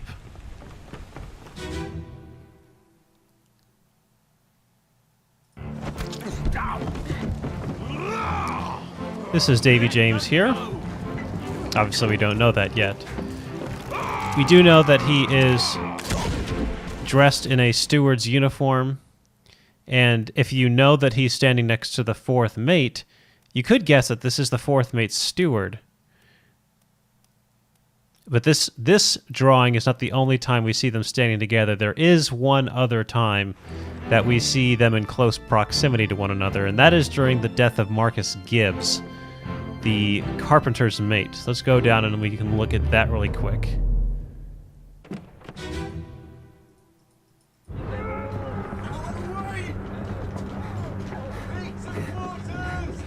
You can see that this is the fourth mate, and that once again, he is kind of protecting this steward here, who happens to be nearby to him.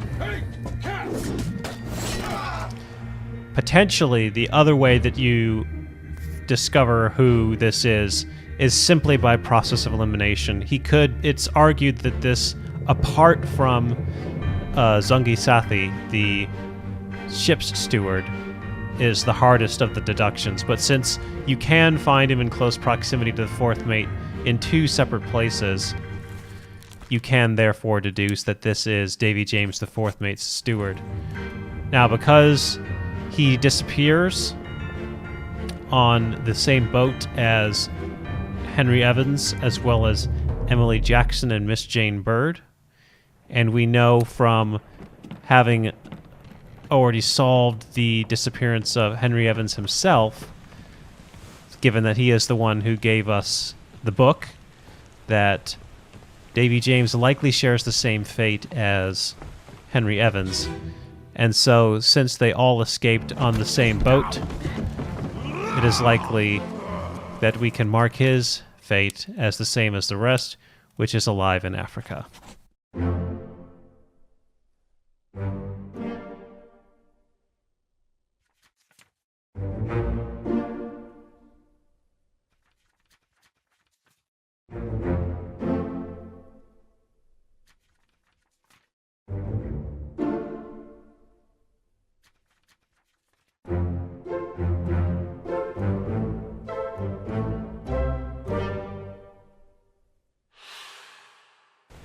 Alrighty. Our first midshipman is next. Peter Milroy, who sadly perished here.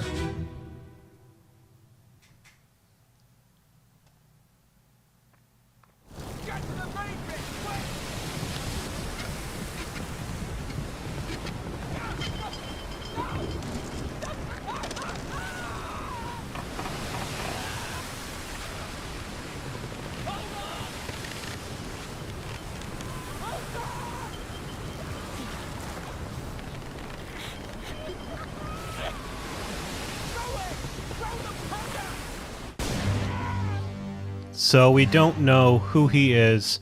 We can clearly see how he died, though.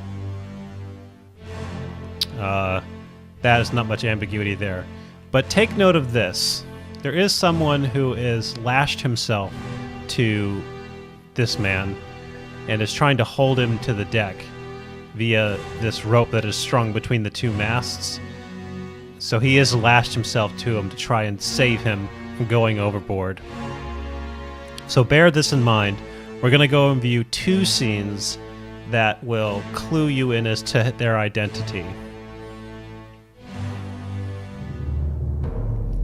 The first scene is down below decks, which is the death of an unfortunate cow.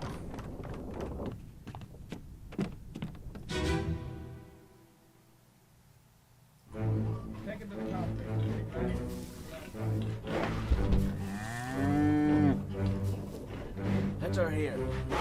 One swing. Get through the skull in stone or brain. I'll cut her throat when you've done it. Now, you can see that there's these three men with the butcher.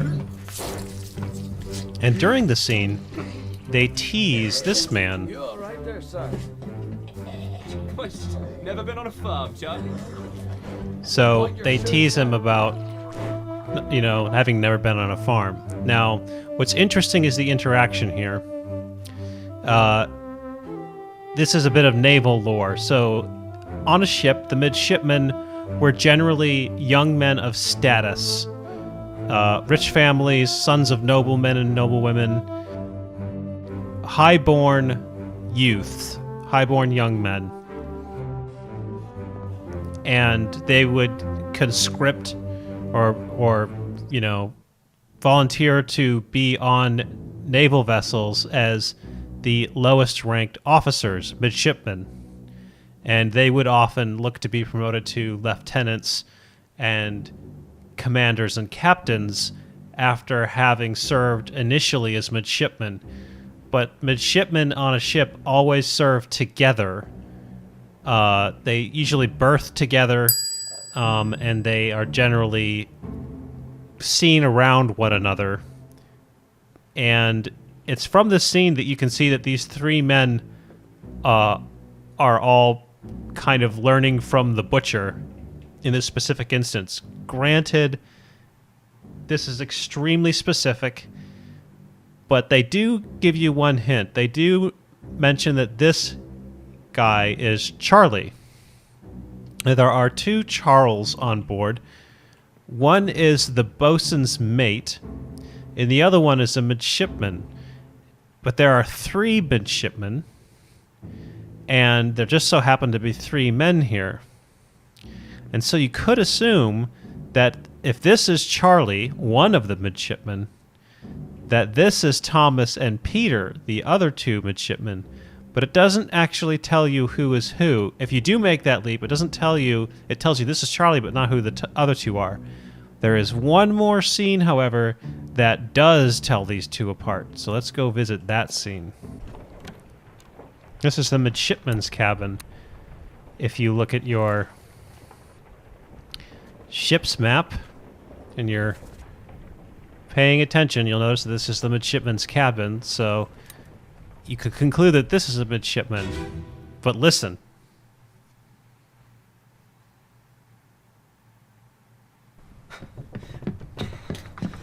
Oh no, you're cut. Don't leave me. Bear up, son. I'll stay with you. Tell Pete's mother I tried my best. Aye. To pull him back, to save him. You tell her yourself. Brennan! Bring the surgeon's kit!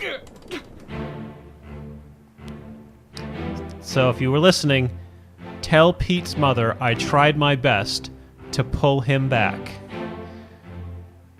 Now, with that in mind, let's return to Peter's death scene.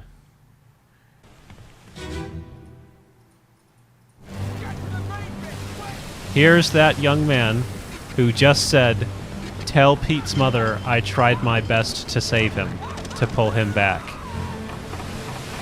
And so, based on the clues from the three midshipmen together, having identified the first as Charlie, and then this one identifying that he tried to save Pete,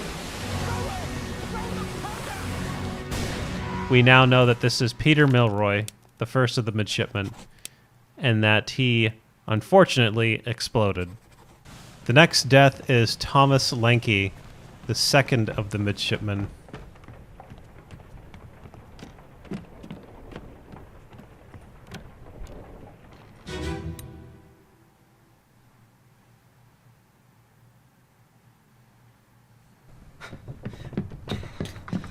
Oh no, you're cut.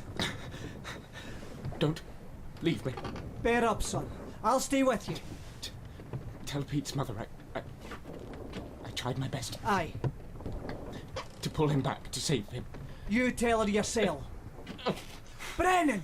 Bring the surgeon's kit! Okay.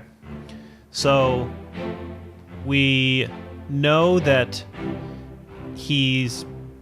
looks like he's bleeding out. And we know that he associates with someone called Pete. He's also in the midshipman's cabin currently. If we look at where we're standing, we are in the midshipman's cabin.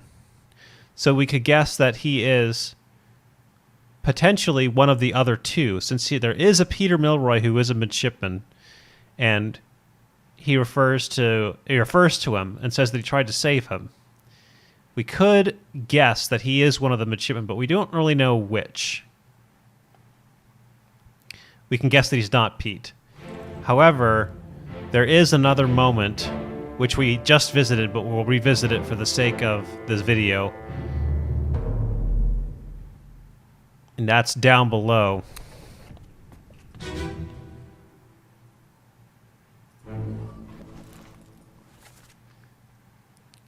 If we look, we can see that one of them is called Charlie, and Charlie is the one being sick. So we know that the one being sick is Charlie, and we know that this isn't Peter.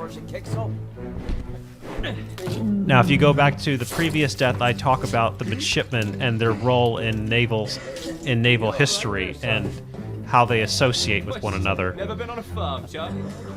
But basically, we can presume, since we know this isn't Peter, and he isn't Charlie, because that's Charlie, that he has to be the last one, which is Thomas Lanky. So, we know now this is Thomas Lanky, but there is one more thing which we don't know, and that is, how did he die? This is a little interesting because his moment of death is so far away from his initial injury that it's a little tough to tell. But let's look at this death.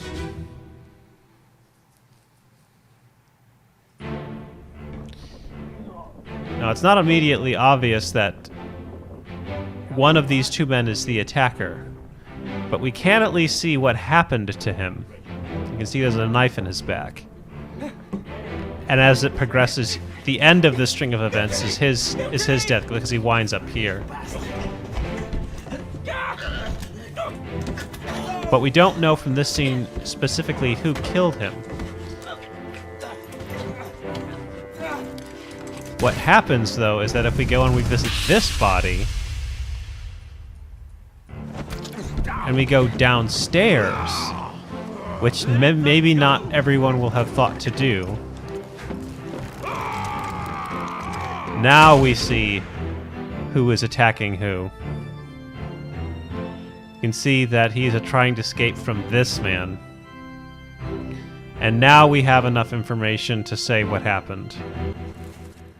We know now that this is Thomas Lanky, and that he was knifed by Olus Wiater. Our next death is Charles or Charlie Hirschtick. He dies here in the Soldiers of the Sea.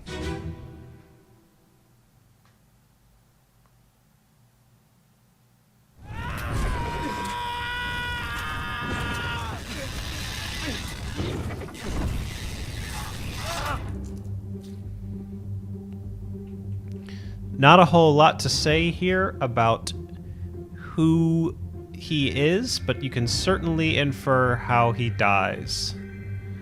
Because this is almost certainly, very clearly, fire. You do actually see the moment when this fire is lit back here, which we can visit momentarily. You can see that he actually himself is the one who chucks the lantern when they tell them to burn it. So we know for certain that it is in fact fire, but we don't know who he is. But once again, we're going to return to our friend, the poor cow.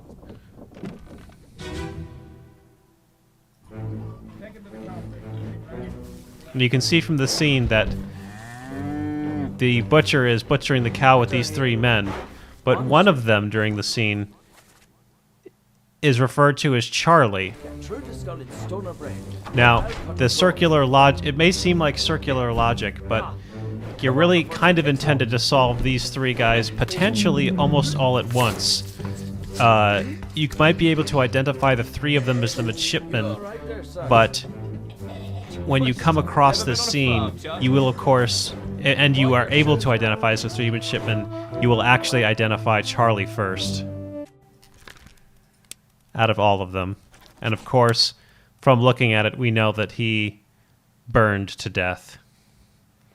There actually are other possibilities, though, for his death. So let's go back to his death scene one more time and take a look.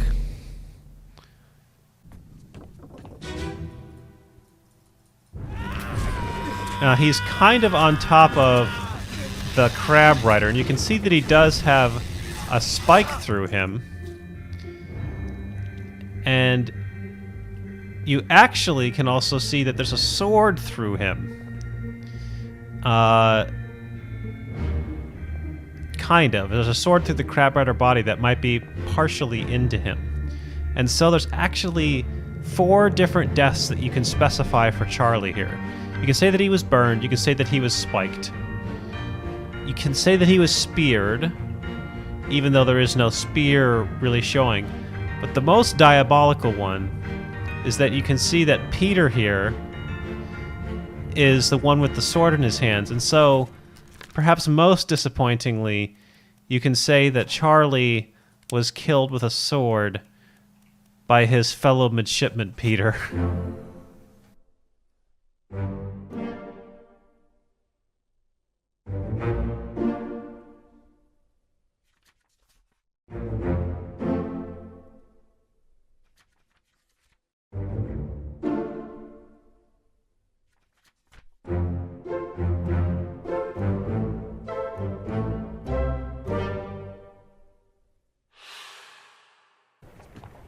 Our next death is Omid Gul, who is one of the topmen, and the only Persian on board.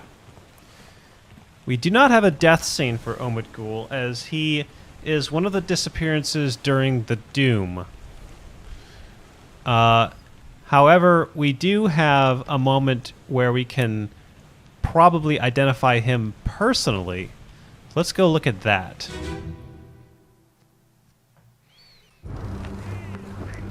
This moment is during the beginning of Soldiers of the Sea.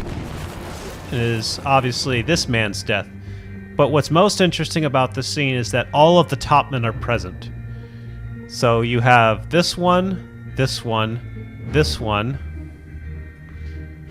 this one, this one, that one, and down there is the last one. You can see he's climbing the rigging there. Now, all of these men are somewhat difficult to tell apart. But since we're specifically after this one, who is Omid Gul, let's take what we know about him from the manifest. So, we know from the manifest that Omid Gul is a Persian and the only one on board. Now, although it may seem trite, the Persians are obviously known for their garb, and he is wearing a turban. So if you can assume that the one wearing a turban would be the Persian, that would be one way of looking at it. However, there are other possibilities. One of the first places we can do that is here.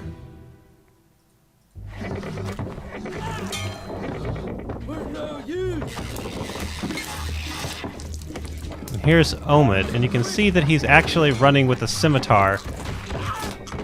And this is kind of unique. No one else on board has this sword. But the fact that he carries it is even more interesting. Because if you remember the fact that he is the one with the sword, there is another point later where you can connect it to him. And let's go visit that memory now. If we go up to the upper deck. We head forward to the ship's head. We can access the memory of Edward Spratt. And this is, in this guide, will be the first introduction to the manifests mechanic. You'll note that the hammocks are numbered. And this actually is a linchpin in unraveling multiple people's identities. And we can see here that there's a scimitar hanging from hammock number 36. And we just saw the man with the scimitar running down the gangplank, running to engage the crab riders in battle. 36 is interesting because if we open the ship's manifest and check who is number 36 on the ship's manifest, it is Omid Gul, the Persian topman. Obviously, we've already been able to identify that he's a topman. We can connect him conclusively to being the Persian topman that we saw before. As for his fate, because we don't actually see him die, he is a disappearance, we have to infer his fate, which is that he disappeared alongside numerous other men, all of whom fell overboard during the doom itself. So if we go to the doom's disappearances, we'll note that he is in and amongst people who were falling overboard and being devoured by a terrible beast. Several of whom a couple of whom so far we've actually observed, but we will actually observe a few more. But we can assume that Omid Gul met with the same fate. His is actually another one that has multiple possibilities. He can be marked as fell overboard, or he can be marked as drowned by a beast. Next, we have Timothy Butemont, another one of the topmen.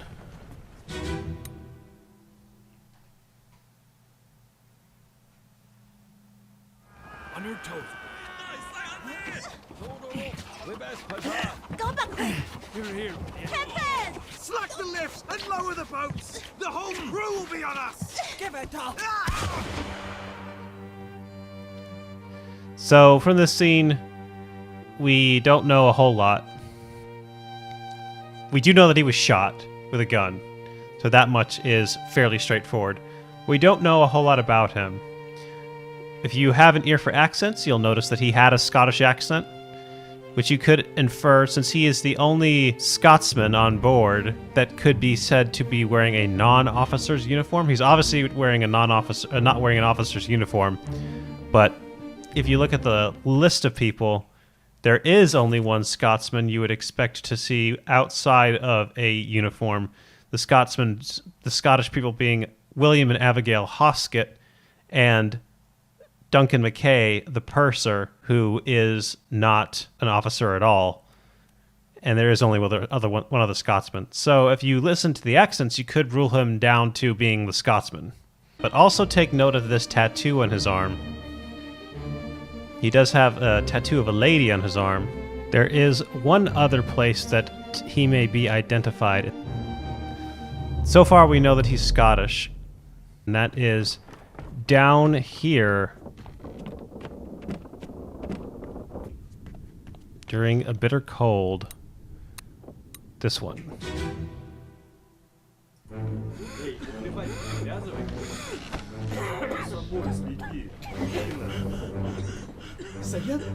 You can see there is an arm hanging out with a woman's tattoo, and that it's hammock number 37. If we go to our manifest, you can see there is only one possibility, and he happens to match the tattoo that we saw earlier. And so we know that Timothy Butemont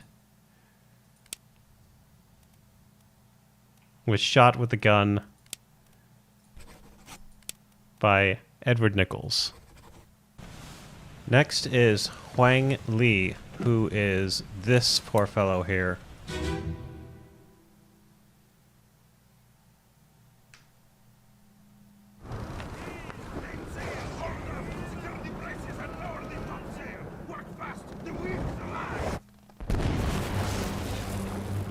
So, most unfortunate manner of perishing.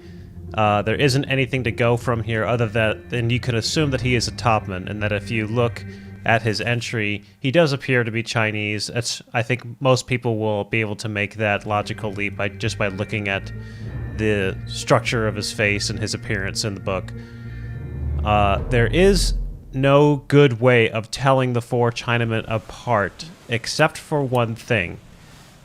In order to look into that, let's look into the execution of Hok-Seng Lau really quick.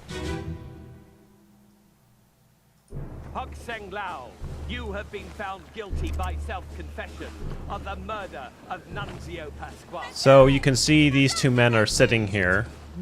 These are the men from the drawing. And that this man has white socks and black shoes with white soles. And that this man has black shoes without white soles, but also white socks. Kind of similar footwear, but maybe slightly different. But that becomes important when we go to look at a different scene, which is the bitter cold. If we go down to that,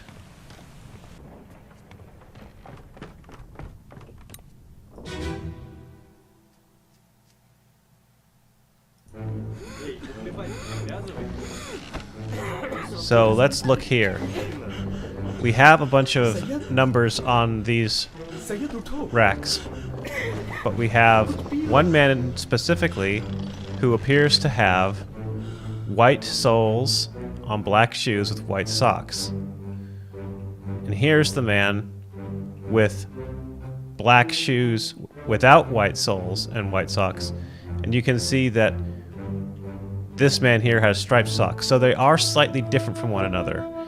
And it is this that is meant to clue you in that this is specifically that Chinaman. Now, I grant you, this is far from, it is extremely difficult to use the noticing of people's shoes to tell them apart, but that is actually the intended method of telling the topmen apart in this game. So you can see that it does match his appearance from earlier in the game, and so we know that him being number 38 is in fact the intended way of discovering who he is. And so we can match this to Huang Li, our topman, and as we could see from the scene in which we originally found him, he was most unfortunately electrocuted.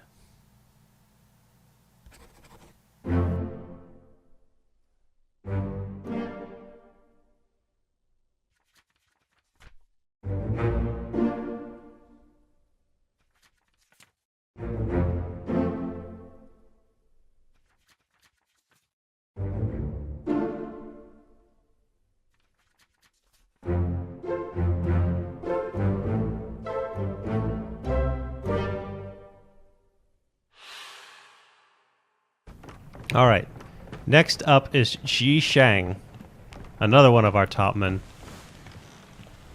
He dies downstairs.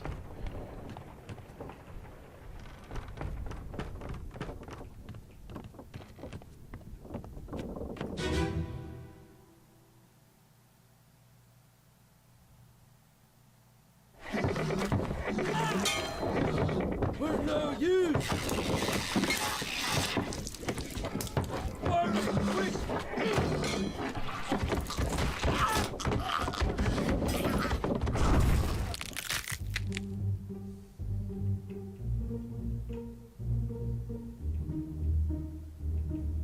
So you can clearly see how he's dying here.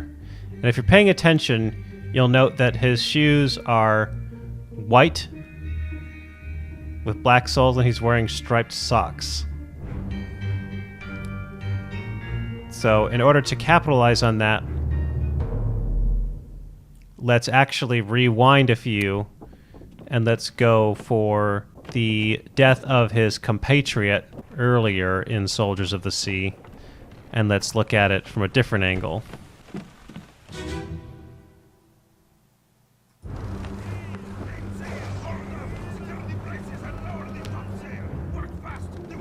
Here he is again. And you can see again his white slippers with striped stockings. Now, if we leave here and we go back to A Bitter Cold Part 1.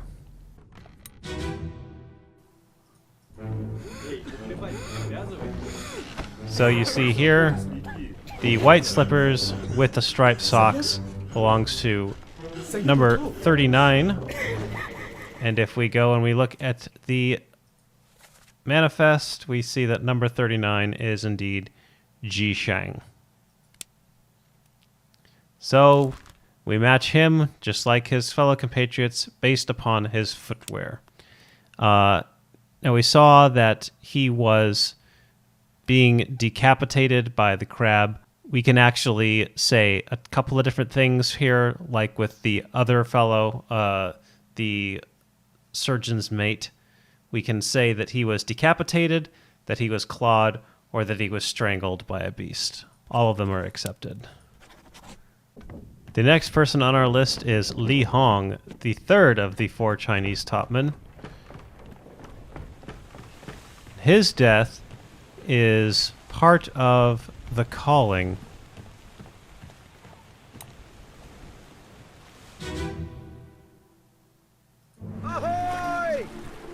We need to rewind through several deaths to get there. I could have gone better than this, but we'll rewind through this one. I believe this is him.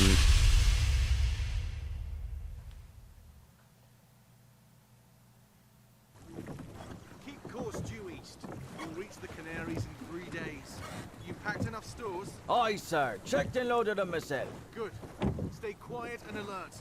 If the wind picks up, we've no chance against the Obra Dinn. 休假，你玩抓不？我冇问题，但是伊来想啊，绝对袂当互伊落去水底。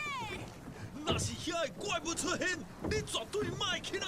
Aye, shut it up. They say strange things about monsters.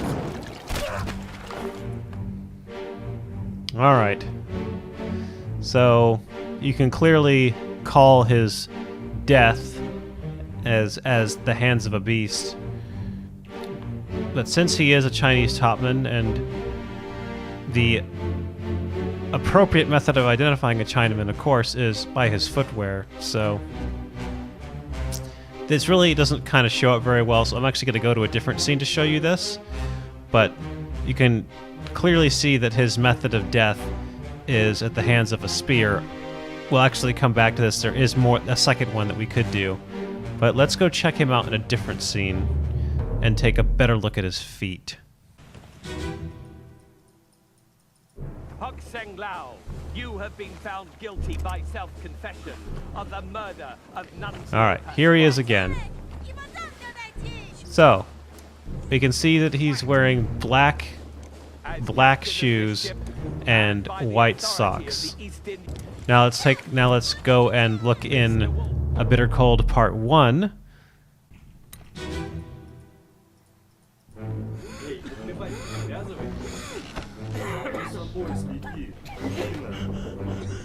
You can see that the one wearing black shoes with white socks is this gentleman here. And so we are meant to match him to his footwear based on that. And so if we go to number 40,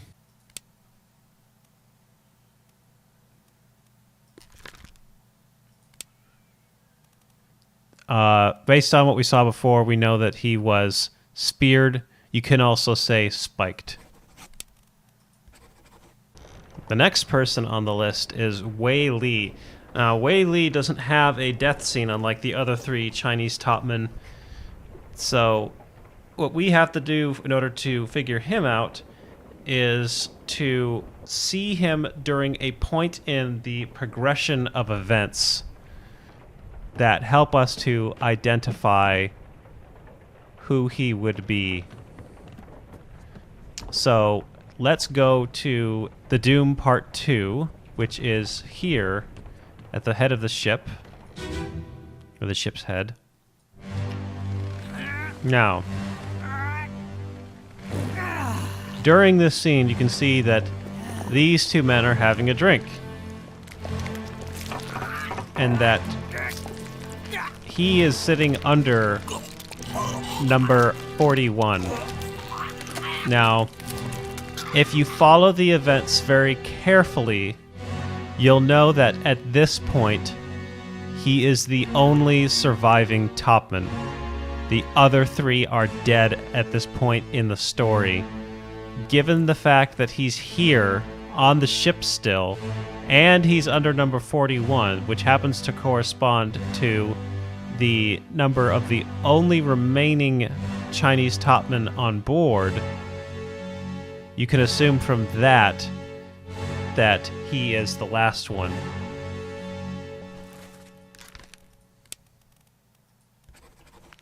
As for his death is a disappearance during the Doom. And like the others during the Doom, he is assumed to have fallen overboard with the rest. So, like them, you can put his fate as dismembered by the beast, or torn apart by a beast, crushed by a beast, drowned by a beast, fallen overboard, or eaten by a beast, which is, again, my personal favorite.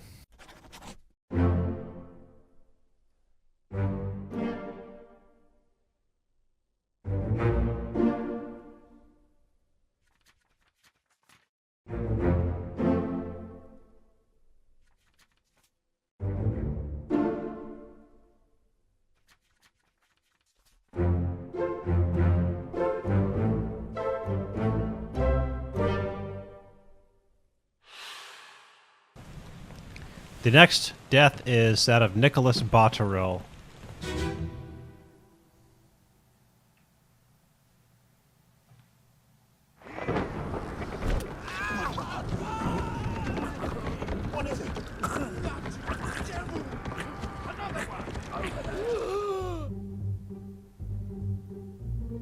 So, from this, you can see how he died, but there's no real indication given as to his identity. But there are two things that will clue you into his identity. Let's go visit the first, which is right here.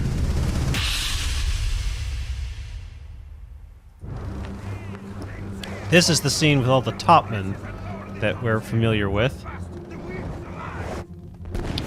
But you'll notice down here that this is the scene right before the one that just happened. And there he is on the rigging. There's the guy who was just speared. And so you know that he is likely one of the topmen. That doesn't give you a whole lot of help until you view that in conjunction with the next scene, which is the death of Marcus Gibbs, the carpenter's mate, which is down here. Listen.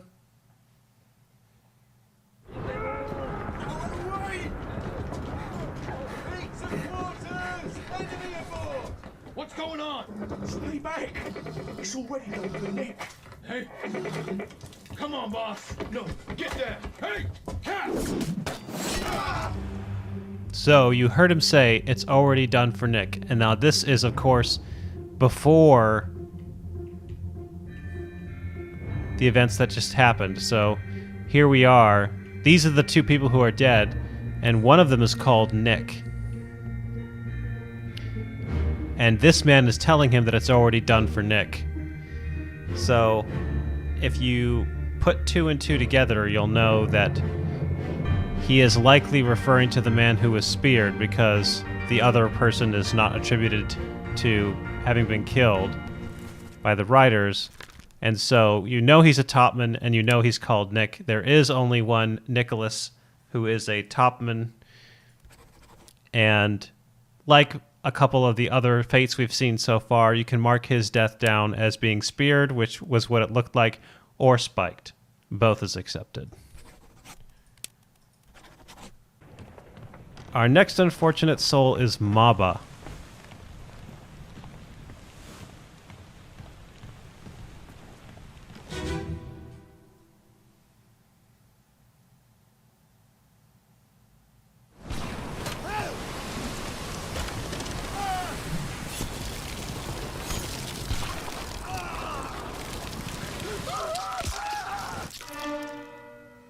So this clearly does tell you what happened to him, but it doesn't give you a whole lot of indication as to his identity. So let's move on to at least one of the memory where you get a sense of his position on board.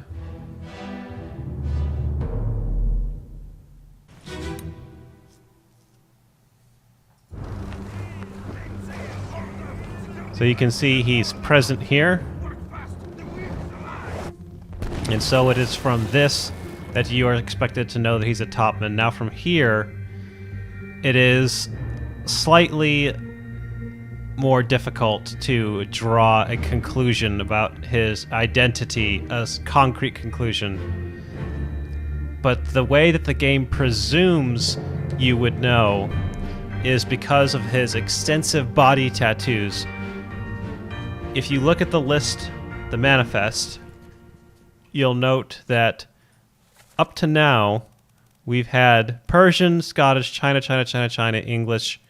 We've got another English, a Russian, and a New Guinean. If you look at this man closely, you'll see he's got tattoos all over. And if you were to stoop to a Google search about what people from New Guinea look like, you would know that these tribal markings, these tattoos, are very prolific amongst New Guineans. So you are meant to tie his role as a topman and the tattoos on his body as making him a New Guinean.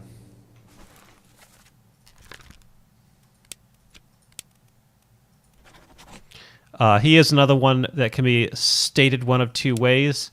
Torn apart by a beast is one, but oddly enough, although it in no way seems like it, you can also say crushed. The next man on our list is the third man that we watched die.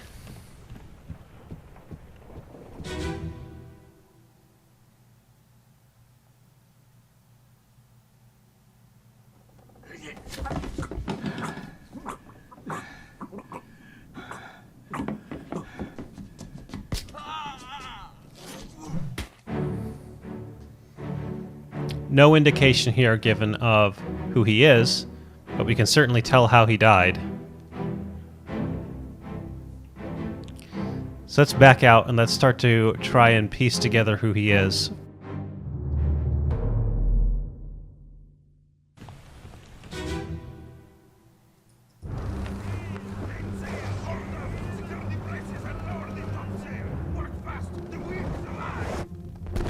Here he is as a topman. Now, here is the intended progression. By now, you have worked out the 4 Chinese topmen. You've worked out Nicholas Witterel, and you've worked out Maba. There aren't many topmen left. So we have Omid Gul, Timothy Buteman, the 4 Chinamen, Nicholas Witterel, Maba. There are only 2 topmen left. And Leonid Volkov, the Russian, is actually meant to be somewhat straightforward after you collect all of his clues. In reality, the only way to tell that Lewis Walker is this last topman is to simply identify him as an unknown topman, and then later, by process of elimination, simply pick him out as the only one that you haven't identified, because realistically, the others are easier to identify first. I think most people will have probably guessed who Lewis Walker is. But there is actually one more way that you could conceivably guess that it is Louis Walker.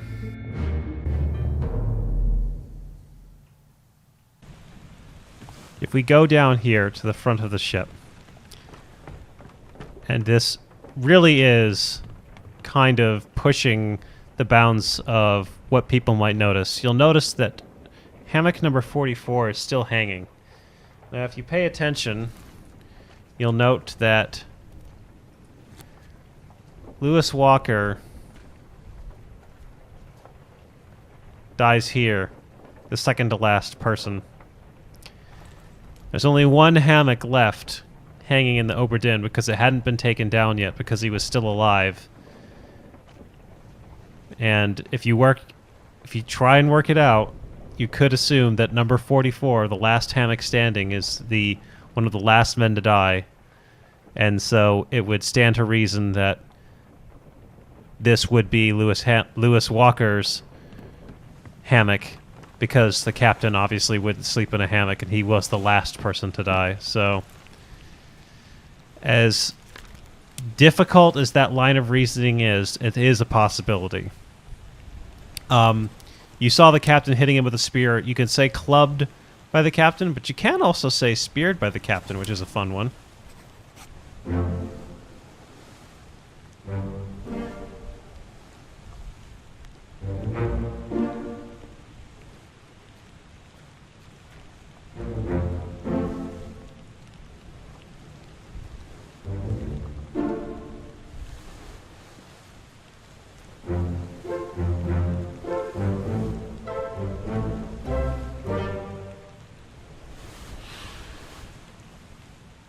Alrighty. Next up is Leonid Volkov, the last topman and the only Russian topman.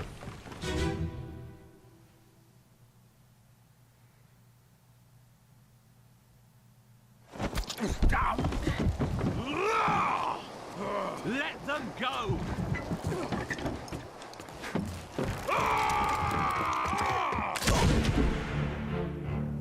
Alright. So, you don't know anything about him. You certainly can tell how he died, shot with a gun. So, there are two principal things which will clue you in as to his identity specifically. Let's visit the first one.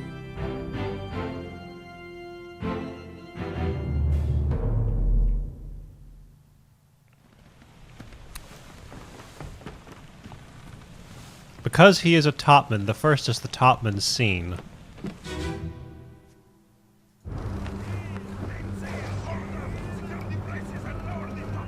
Obviously, we infer that everyone here is a topman, and sure enough, here he is, a topman. But you'd be hard-pressed to tell him apart from any of the rest of them because he didn't really seem to have a Russian accent in that scene where he dies. But what does give him away is a different scene. And this would be the bitter cold. Let's go take a look at that scene.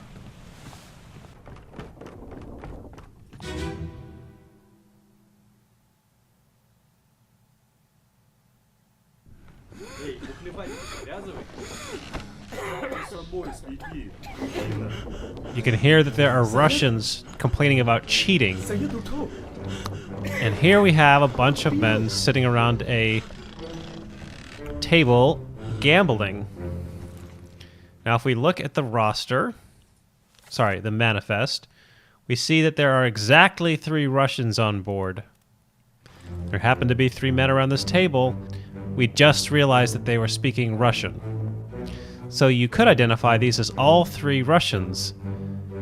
And then, when you look at one of them, you realize that it is, in fact, the same man. So now we have a Russian topman. So now we can say for certainty that this is Leonid Volkov, who is the only Russian topman. Now if we go back,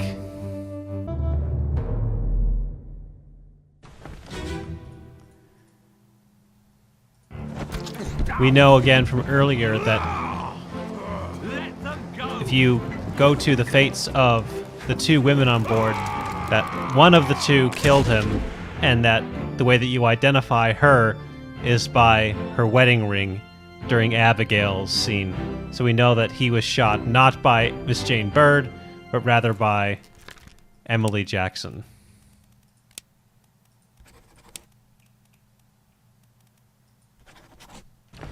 Our next man is Alarkus Nikishin, who is one of the Russian seamen, and he is listed as a disappearance during the calling. So let's back up to when we would have seen him disappear.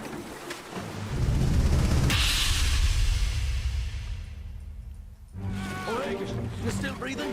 Can you roll? Nichols, sir, shoot them! So this is one of the Russians, but this isn't the one that we're interested in.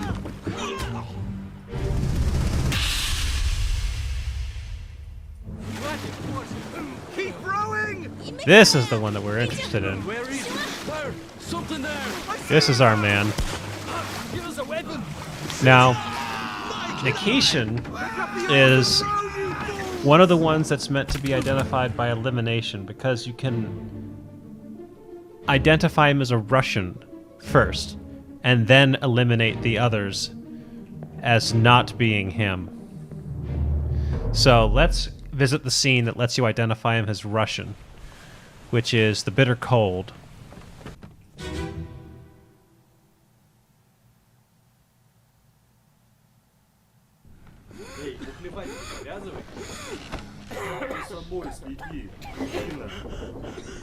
So you hear the three Russians who are talking. Now, we know, firstly, that this is Leonid Volkov because we figured him out. He is the only Russian topman. We've seen him being a topman. We know he's a Russian. He is the Russian topman. So we're trying to figure out Alarkus Nikishin and Alexei Toporov. Now we're sitting under hammock number 47. Alarkus Nikishin is number 46. This doesn't help us, but you can see that number 47 has a pipe sitting under his hammock. Now, if we go and we look at a different one,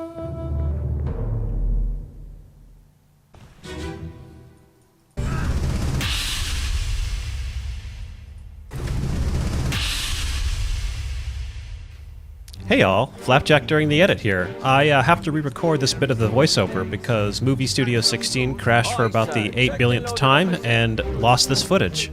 You can see by looking here that this man is smoking the pipe. Now, if you recall from the previous scene, we noted that the pipe was hanging under the hammock of number 47. And since we can now correspond the pipe here to this man later, we can say that this man is represented by number 47, and that man over there is not. Since we only have 3 Russians, this is number 47, and we've already been able to deduce who Leonid Volkov is because he's a topman. Now we can say that the man in the other boat would certainly be the only one remaining, and therefore we can make the deduction that this man is Alarkus Nikishin because he is not the topman and not the pipe smoker. So he is Alarkus, and his valid fates are drowned by a beast, strangled by a beast, clawed by a beast, or you can say that he fell overboard. Any of those fates is acceptable. Next we have Alexei Toporov, who is a disappearance during the calling. Visit his death by going here, I believe.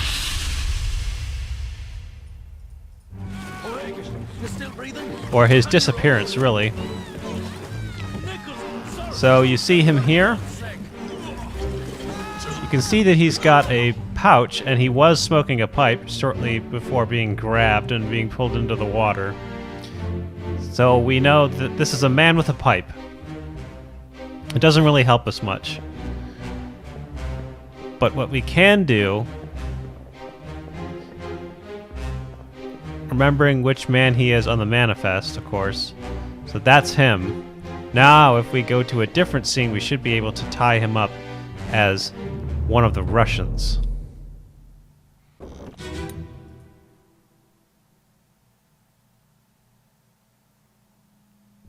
We know from listening to the start of this that we've got some Russians playing cards. Here he is again. And he happens to be under the hammock with the pipe, which is number 47. So he's identified as the man with the pipe because we saw him with it, and the pipe belongs to number 47. And number 47 is Alexei Toporov. Now, he was one of the men being pulled into the water, and he can be listed as drowned by a beast, strangled by a beast, clawed by a beast, or fell overboard.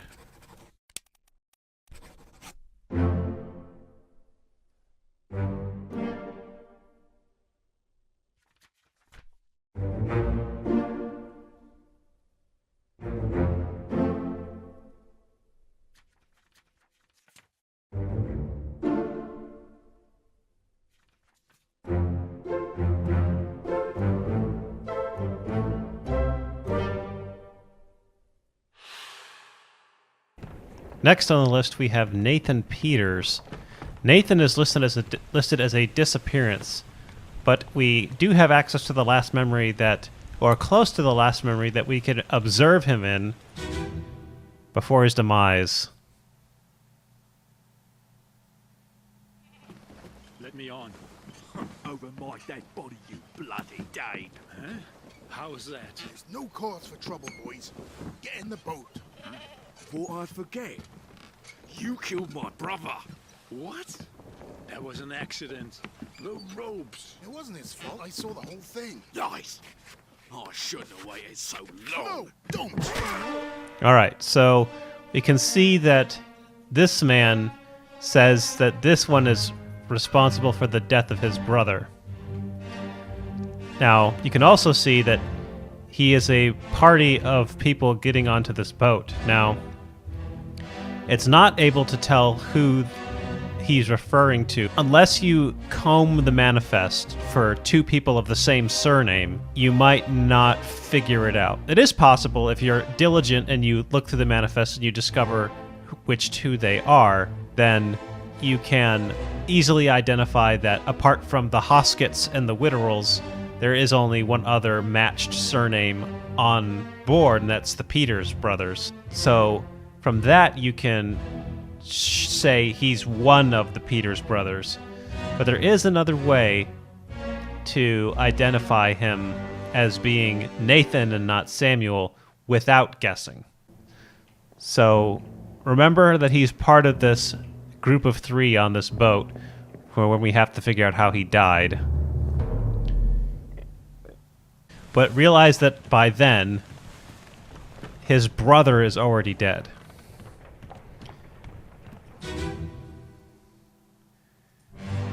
Now,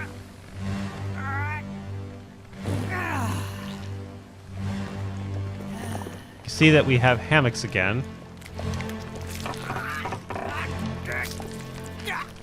And that we have hammock number 48.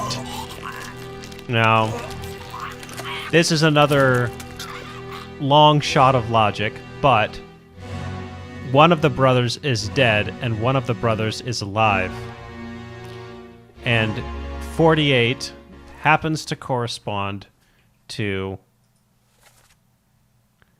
Nathan Peters. So if Nathan Peters is alive, and by then the other one is not, you can assume that the one with the live, the one with the hammock still up, is in fact Nathan Peters and not Samuel Peters. Again, a long shot of logic, I grant you, but that is the intended method of figuring it out. Now, we also saw that he was getting onto the boat with three other men. And if we go to Mava's death, you'll remember this scene where you can observe 3 men getting tossed off a boat. And so now we can say that what likely happened to Nathan Peters was the same as the rest of the people on the boat. He does have multiple options, which is drowned by a beast, fell overboard, or, once again, the most interesting of the 3, eaten. Next on our list is Lars Lind.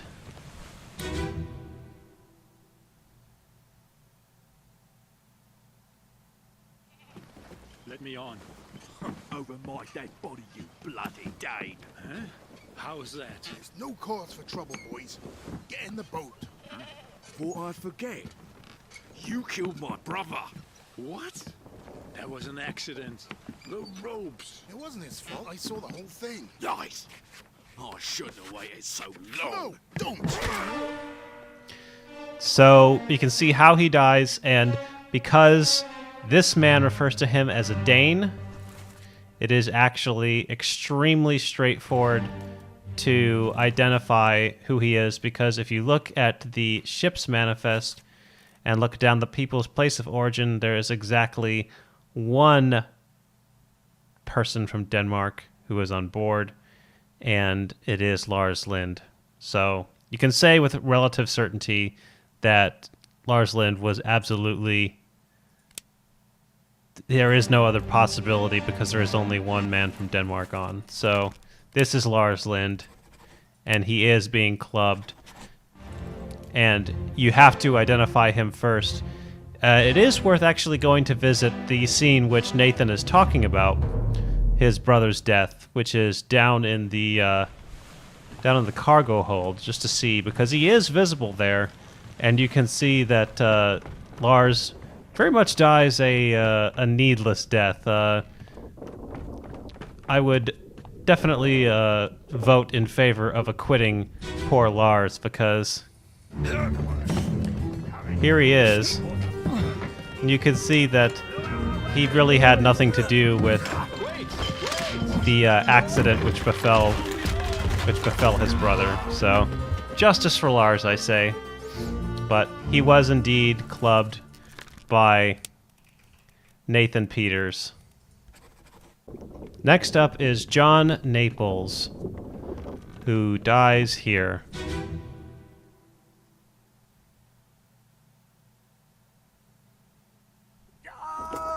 Keep pressure here. Hold him down. What madness is this?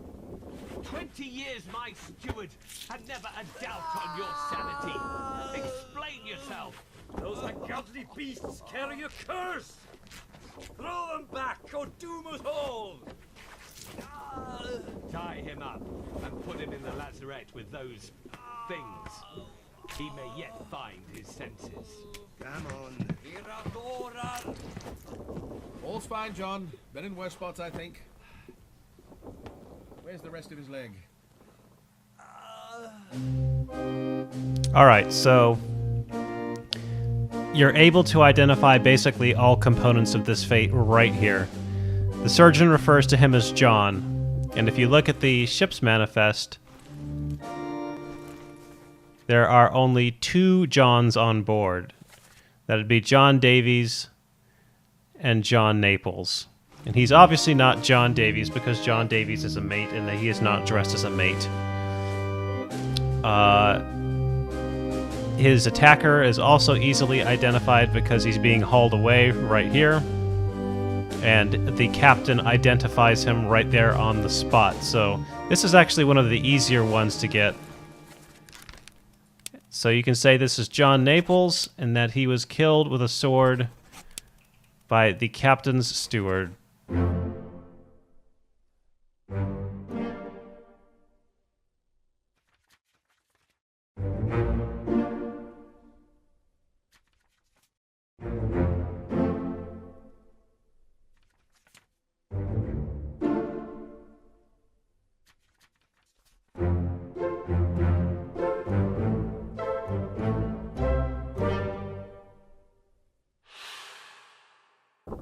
All right, next is Renfred Rajub, who is this unfortunate soul here.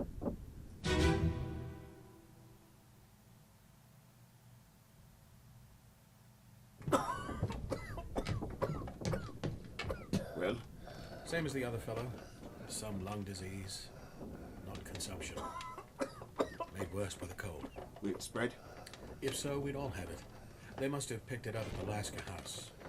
I checked all hands just now, and everyone is healthy. And him? What are his chances? I gave him some laudanum. We'll see.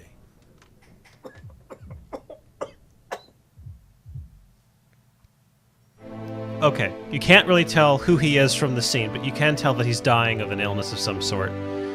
There is a specific hint which is given here, which is a very contextual hint, and that's the Lasker House. A Lasker is a term for a militiaman, a sailor, some sort of military man from the Indian subcontinent. But if you Google it, yeah, that's the explanation that you'll get.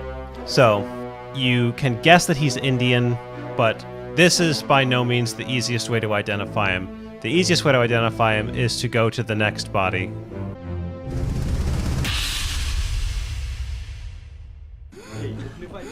In this scene, you'll see these men standing around someone who's sick, and you'll listen, and you can see that he's speaking in Hindi, and that they're imploring Syed to get up and drink something, and that this man and this man are kind of standing over him, but one of them is noticeably sick. He looks sick, and he is number 51. So it is extremely easy to tie this man, because you can click right on him, as number 51 on the list, and he happens to be Renfred Rajub. And since you can tie him to the previous scene, you can say that he died of an illness. Next in line is Abraham Akbar, who dies up here.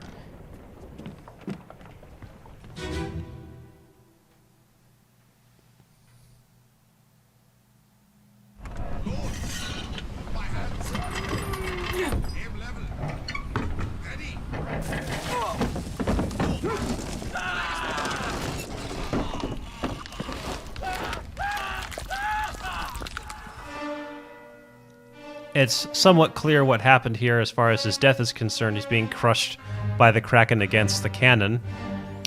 But his identity is not discernible from this scene. However, it is one of the more easy ones to get. So if we exit this scene and we head to A Bitter Cold,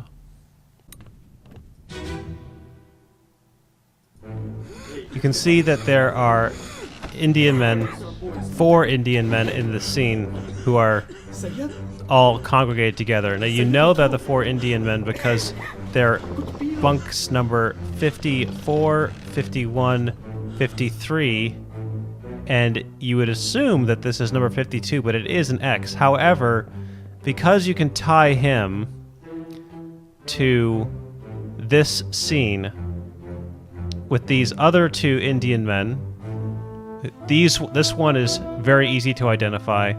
This one is very easy to identify. This one is speaking in Hindi and is out of his bunk. Assumedly, this is probably his bunk.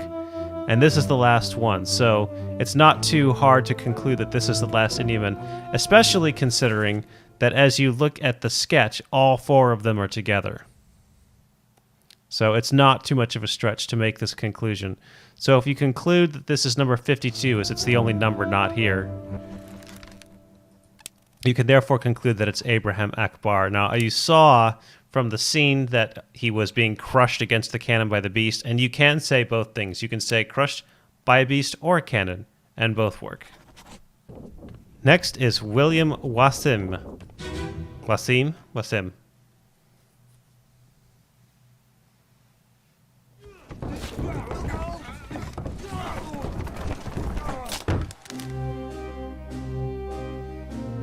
Not too hard to figure out what happened here. You can say that he was crushed by cargo.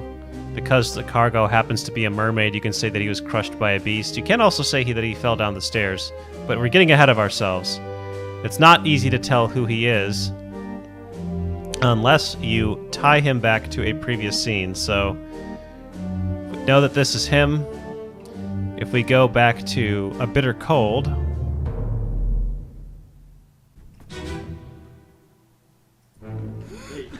we can see him here again, standing over his friend and speaking in Hindi, and he's out of his bunk, which is bunk number 53. You can assume that that's his anyway. But again, because there are only 4 Indian men on board, if you look at the list, there are only 4 men from India on board, and this would appear to be all 4 of them. You can assume from this that he is not Syed, certainly, because he's speaking to Syed. And so this must be the only other option, which is William Wasim.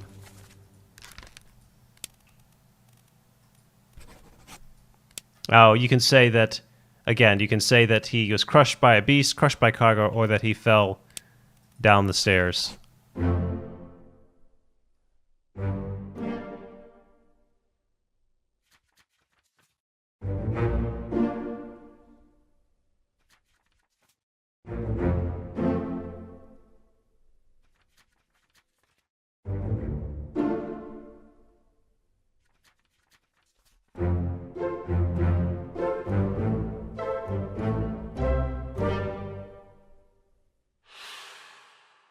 Next on our list is Solomon Syed.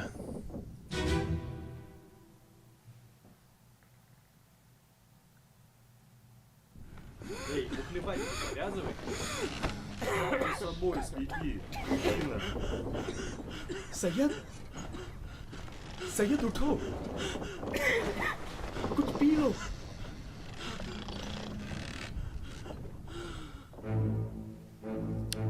So you can see that he's definitely ill, and he was just referred to as Syed, which there is only one Syed on board. So you can pretty conclusively name him as Solomon Syed.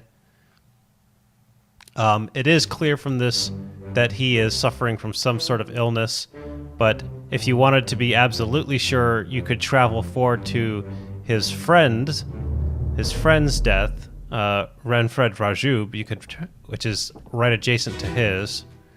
And if you read the transcript for his death, you can see that Henry Evans goes on to say, same as the other fellow, some lung disease, not consumption. So you can infer that this is the second man to get sick, and that the first one, which is sitting right here, which is Solomon Syed's, you can say that his was similarly an illness of some sort. Next on our list is one of the hardest deductions in the game, Hamado Diem.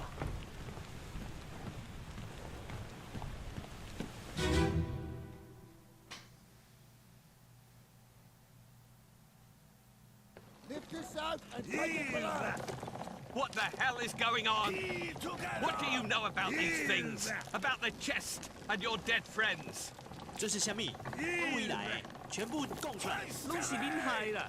迄个害的较对人无过好，是谁人阮死的啊？He talk about a shell, very dangerous. Shell? What shell? So, from this, you can clearly discern how he died, but definitely not who he is. You can see that in this image he is dark-skinned. As much as you can tell with these graphics, you can tell that he was dark-skinned. And given that from the list of seamen, the ones that remain are English, Irish, Indian, and one from Sierra Leone. So you can potentially call him you could call him the man from Sierra Leone. But however, Alexander Booth is also dark-skinned in the game, in addition to the carpenter, Winston Smith. So you have to first eliminate those two. Now, it is very easy to eliminate the carpenter because he's easy to identify. Alexander Booth, not so much. In reality, Hamado Diem is only identifiable either by a really good guess or by guessing between him and Alexander Booth, as they are the only two left. And Booth can be identified kind of based on his accent, because he does have a more mainland accent, and Hamado doesn't actually speak. So there is a little bit of guessing involved to Hamado, but in reality... Oh, there's one other thing that I did read on the wiki, and that is apparently you can potentially discern that he is Hamado Diem based on the fact that his hammock is gone in the Doom Part 2, which is number 55, that it was just been taken down. It's kind of a long shot, I think. I think that process of elimination is more likely how you're going to arrive at his identity. So he's only viewed in 4 or 5 memories, if I recall correctly. He's in Loose Cargo. Yeah, he's in Loose Cargo. You see him in A Bitter Cold, Part 1, because everybody's in A Bitter Cold, Part 1 pretty much. And Unholy Captives, which is this. Yeah, so I'm thinking that, yeah, the best way that you're going to have to identify him is really by process of elimination and narrowing it down to him and Alexander Booth. And Alexander Booth is easier to identify. And you can see that he's being spiked or speared in tradition with the Mer people. Next is Henry Brennan, who is the second person we see die.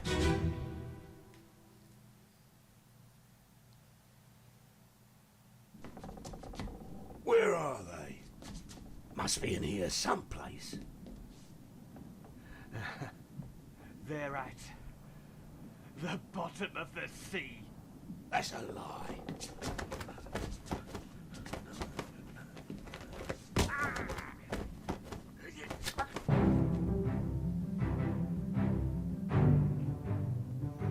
So you can clearly see how he dies, but nothing really given here as to his identity. However, we thankfully have one good, solid way of identifying him, and that is during Thomas Lanky's death, which is below decks. Listen carefully.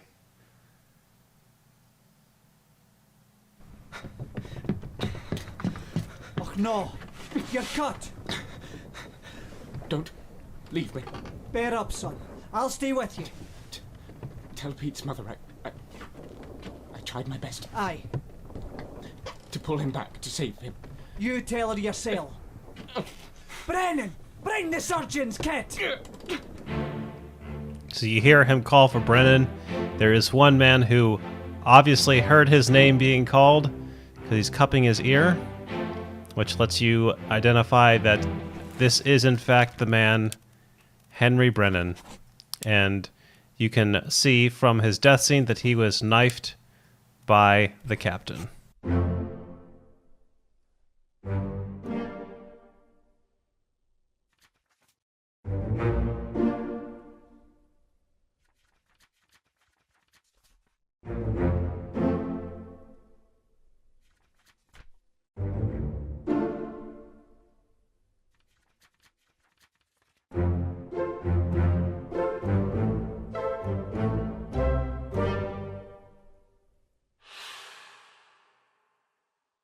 Next we have Alexander Booth, who is a disappearance.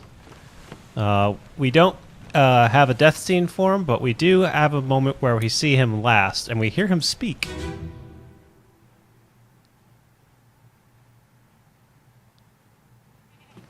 Let me on.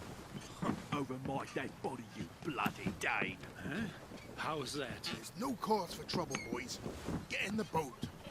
Thought I'd forget. You killed my brother. What? That was an accident. The ropes. It wasn't his fault. I saw the whole thing. Lies.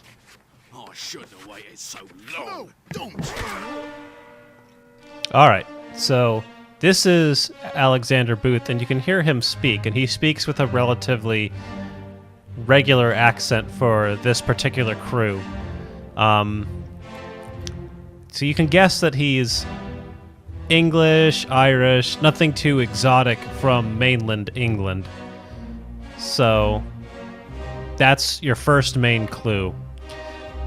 Now, in reality, when you get to this point, you're down to usually just trying to identify the last few seamen, and the others are easier to identify, and I think most people will have it narrowed down to him and Omid Dinn, and you can say that he is still alive at this point because during the next scene after this one, you can see that his hammock is still hanging. Let's go check it out.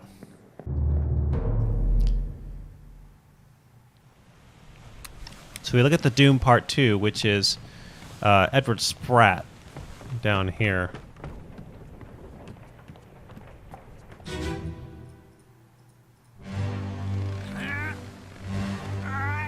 So we see we've got these hammocks.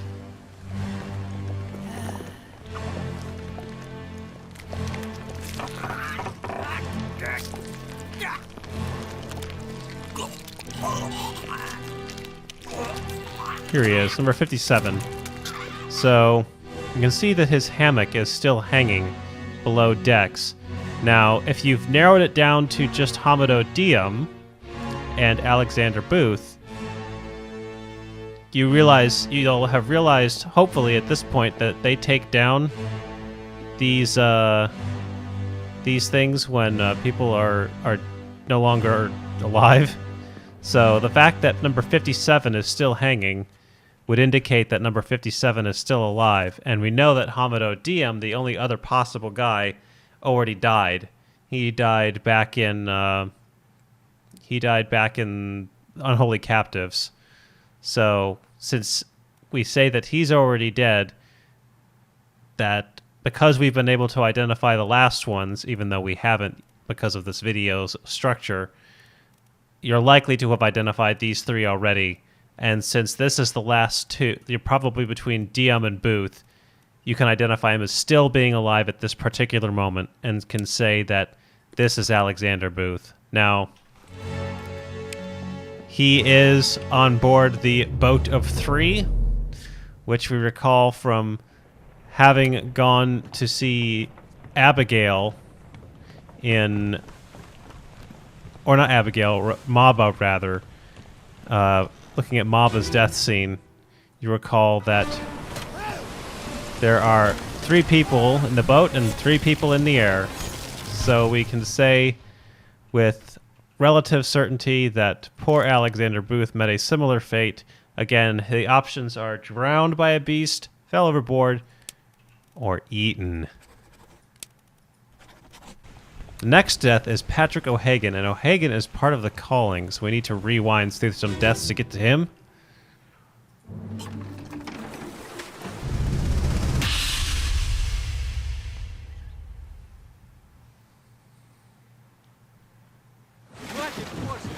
Keep rowing! Where is it? Where? Something there! I see it! Give us a weapon! Shoot it! My kid eye! Pick up the oars and row, you fools! Alright, so you can see that he's got a spear through the head.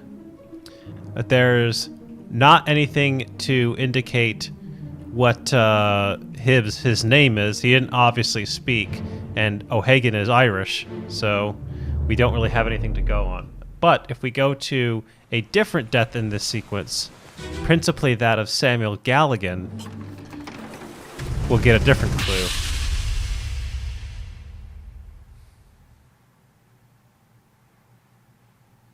O'Hagan, you still breathing? Can you roll? So you hear him refer to O'Hagan. Now let's look around the scene. He calls to 2 people, O'Hagan, who he asks if he's still breathing, and then Nichols, who he says to shoot them for God's sake. Now, if you've been able to identify any other people in these scenes, you know that this is a Formosan, because he appears in the Formosan sketch. This is a Formosan because she appears in the Formosan sketch. You've been able to identify that this is a Russian. And you'll have been able to identify that this is one of the Chinese topmen. And this person was the one who was speaking, who asked if O'Hagan was still breathing, so he is not O'Hagan. So there's only one possibility left, which is that the only other person in the scene, apart from Nichols, who is obviously still breathing, could be O'Hagan. O'Hagan, like many of the people who are speared, can be speared or spiked.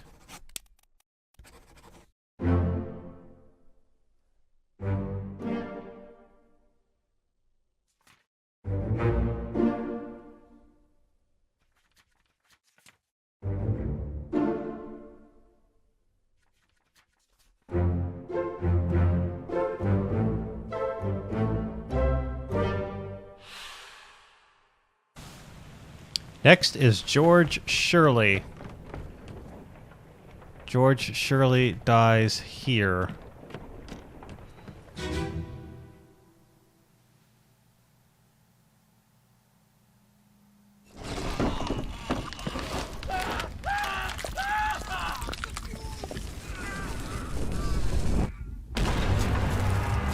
Now, I know what you're saying. You're saying Flapjack. That's not George Shirley. We already know who that is. There's no George Shirley in this scene. It's freaking nowhere. And you'd be right. He's not really here. So let's back up one.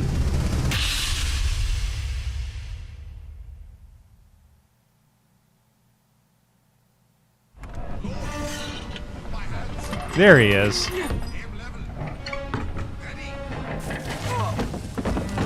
So he kind of disappears altogether when the cannon goes off, which we'll get to later.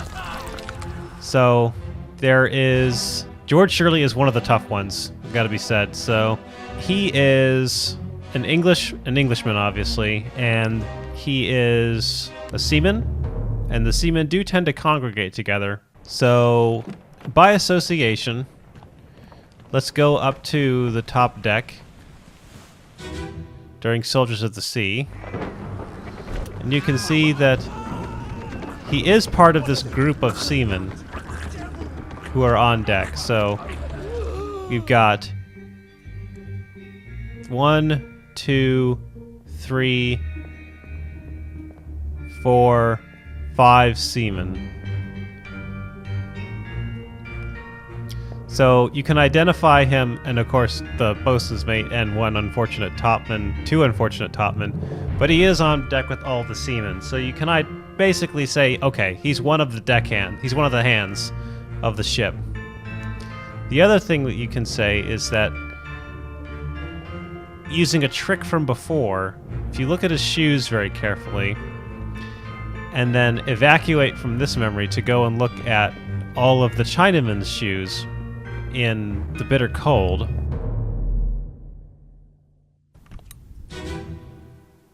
you can kind of see that number 59 has these shoes, and although it's kind of a long shot, you could identify him using those shoes. There really isn't a whole lot of other ways to identify him. Usually, like, you would say that, and you can even notice that, like, his hammock is completely out of order. So 39, 40, 41, 38. So 38 to 41, and then 59. So kind of strange. You do actually see them together. Now that I think of it, you do see them one more time. You can see that he's with the Chinaman, and you actually do see him with the Chinaman again later, albeit with the only remaining one. So if you go up to the head and view the Doom Part 2, you can actually see that he is sharing a drink.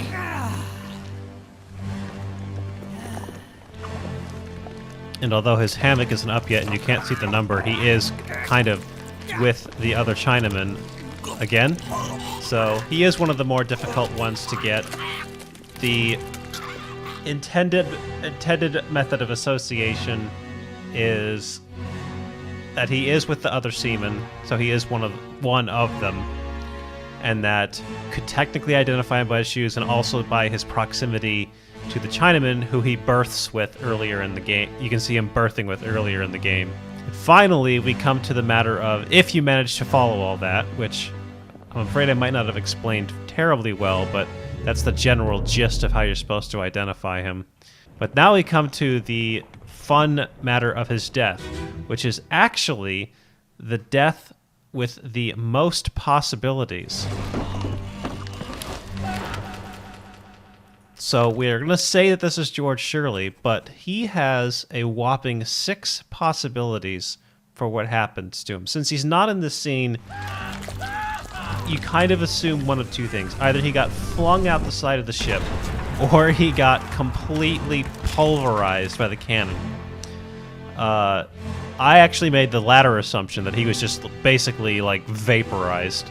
But the game's options that are accepted are shot with a cannon by a beast, exploded, then there's fell overboard, the ejected from the porthole theory, an additional ejected from the porthole option is eaten by the beast or drowned by the beast, and then finally, because he was flung out of the ship by a cannon going off that was lit by poor Abraham, you can actually blame his death on poor Abraham by saying that he was shot with a cannon by Abraham Akbar. Last but not least on the list, we have Samuel Peters. Samuel Peters is down below in the cargo deck.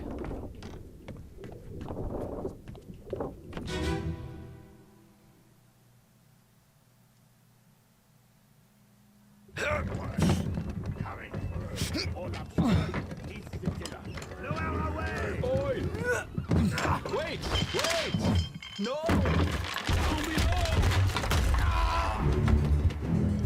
So, from here, you obviously can see that he was crushed by cargo, but there was basically no other things said, no other names called out. So, you're not meant to identify him here, so let's go to the scene where you are meant to identify him. So if we go all the way back up to the top of the ship, and listen. Let me on.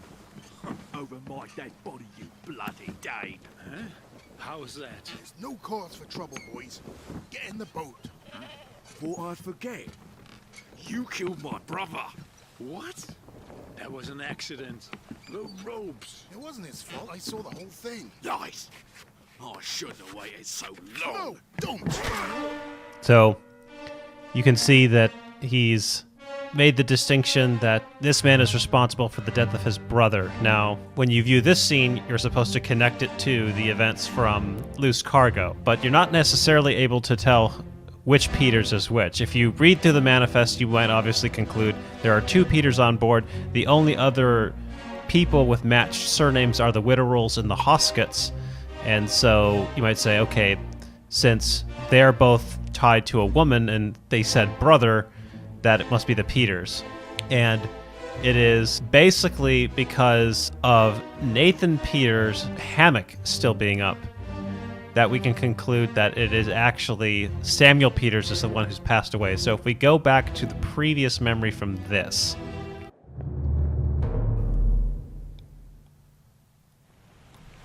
which is poor Edward Spratt at the ship's head.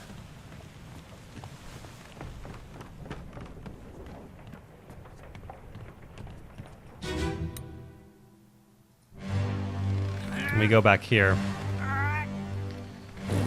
So we've got these hammocks. And number 48, which corresponds to Nathan Peters, is actually still hanging, implying that he is the one that is still alive and it is his brother, Samuel Peters, that is dead. And since Nathan Peters obviously was just here, killing poor Lars, we could assume that at the start, the very first death was his brother, Samuel Peters.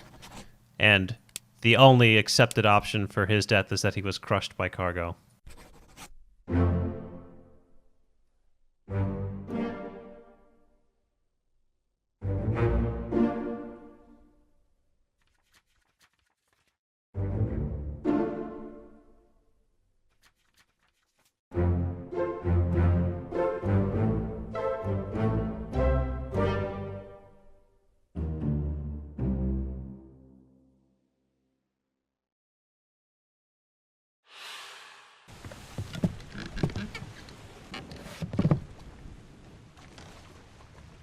Finally.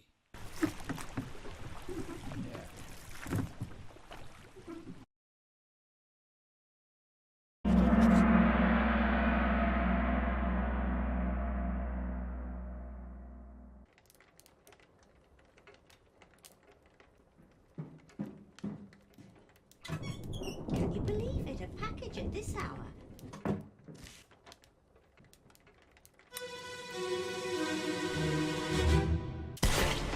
A little extra right here.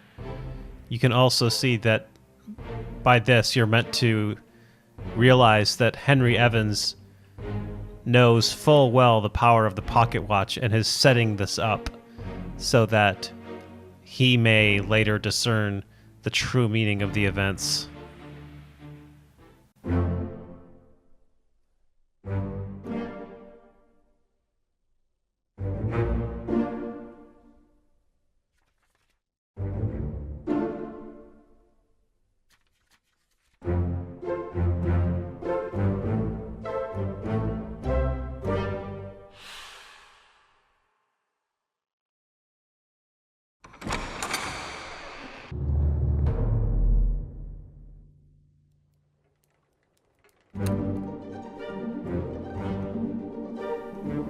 Well, that's the end of the guide. I hope you found it enlightening or entertaining or useful in some way. If you did like the video, go ahead and like it. If you liked it a lot, go ahead and subscribe. And if you want to tell me that I wasted my time, go ahead and leave a comment. And hope you have a great day, and I'll see you in the next video.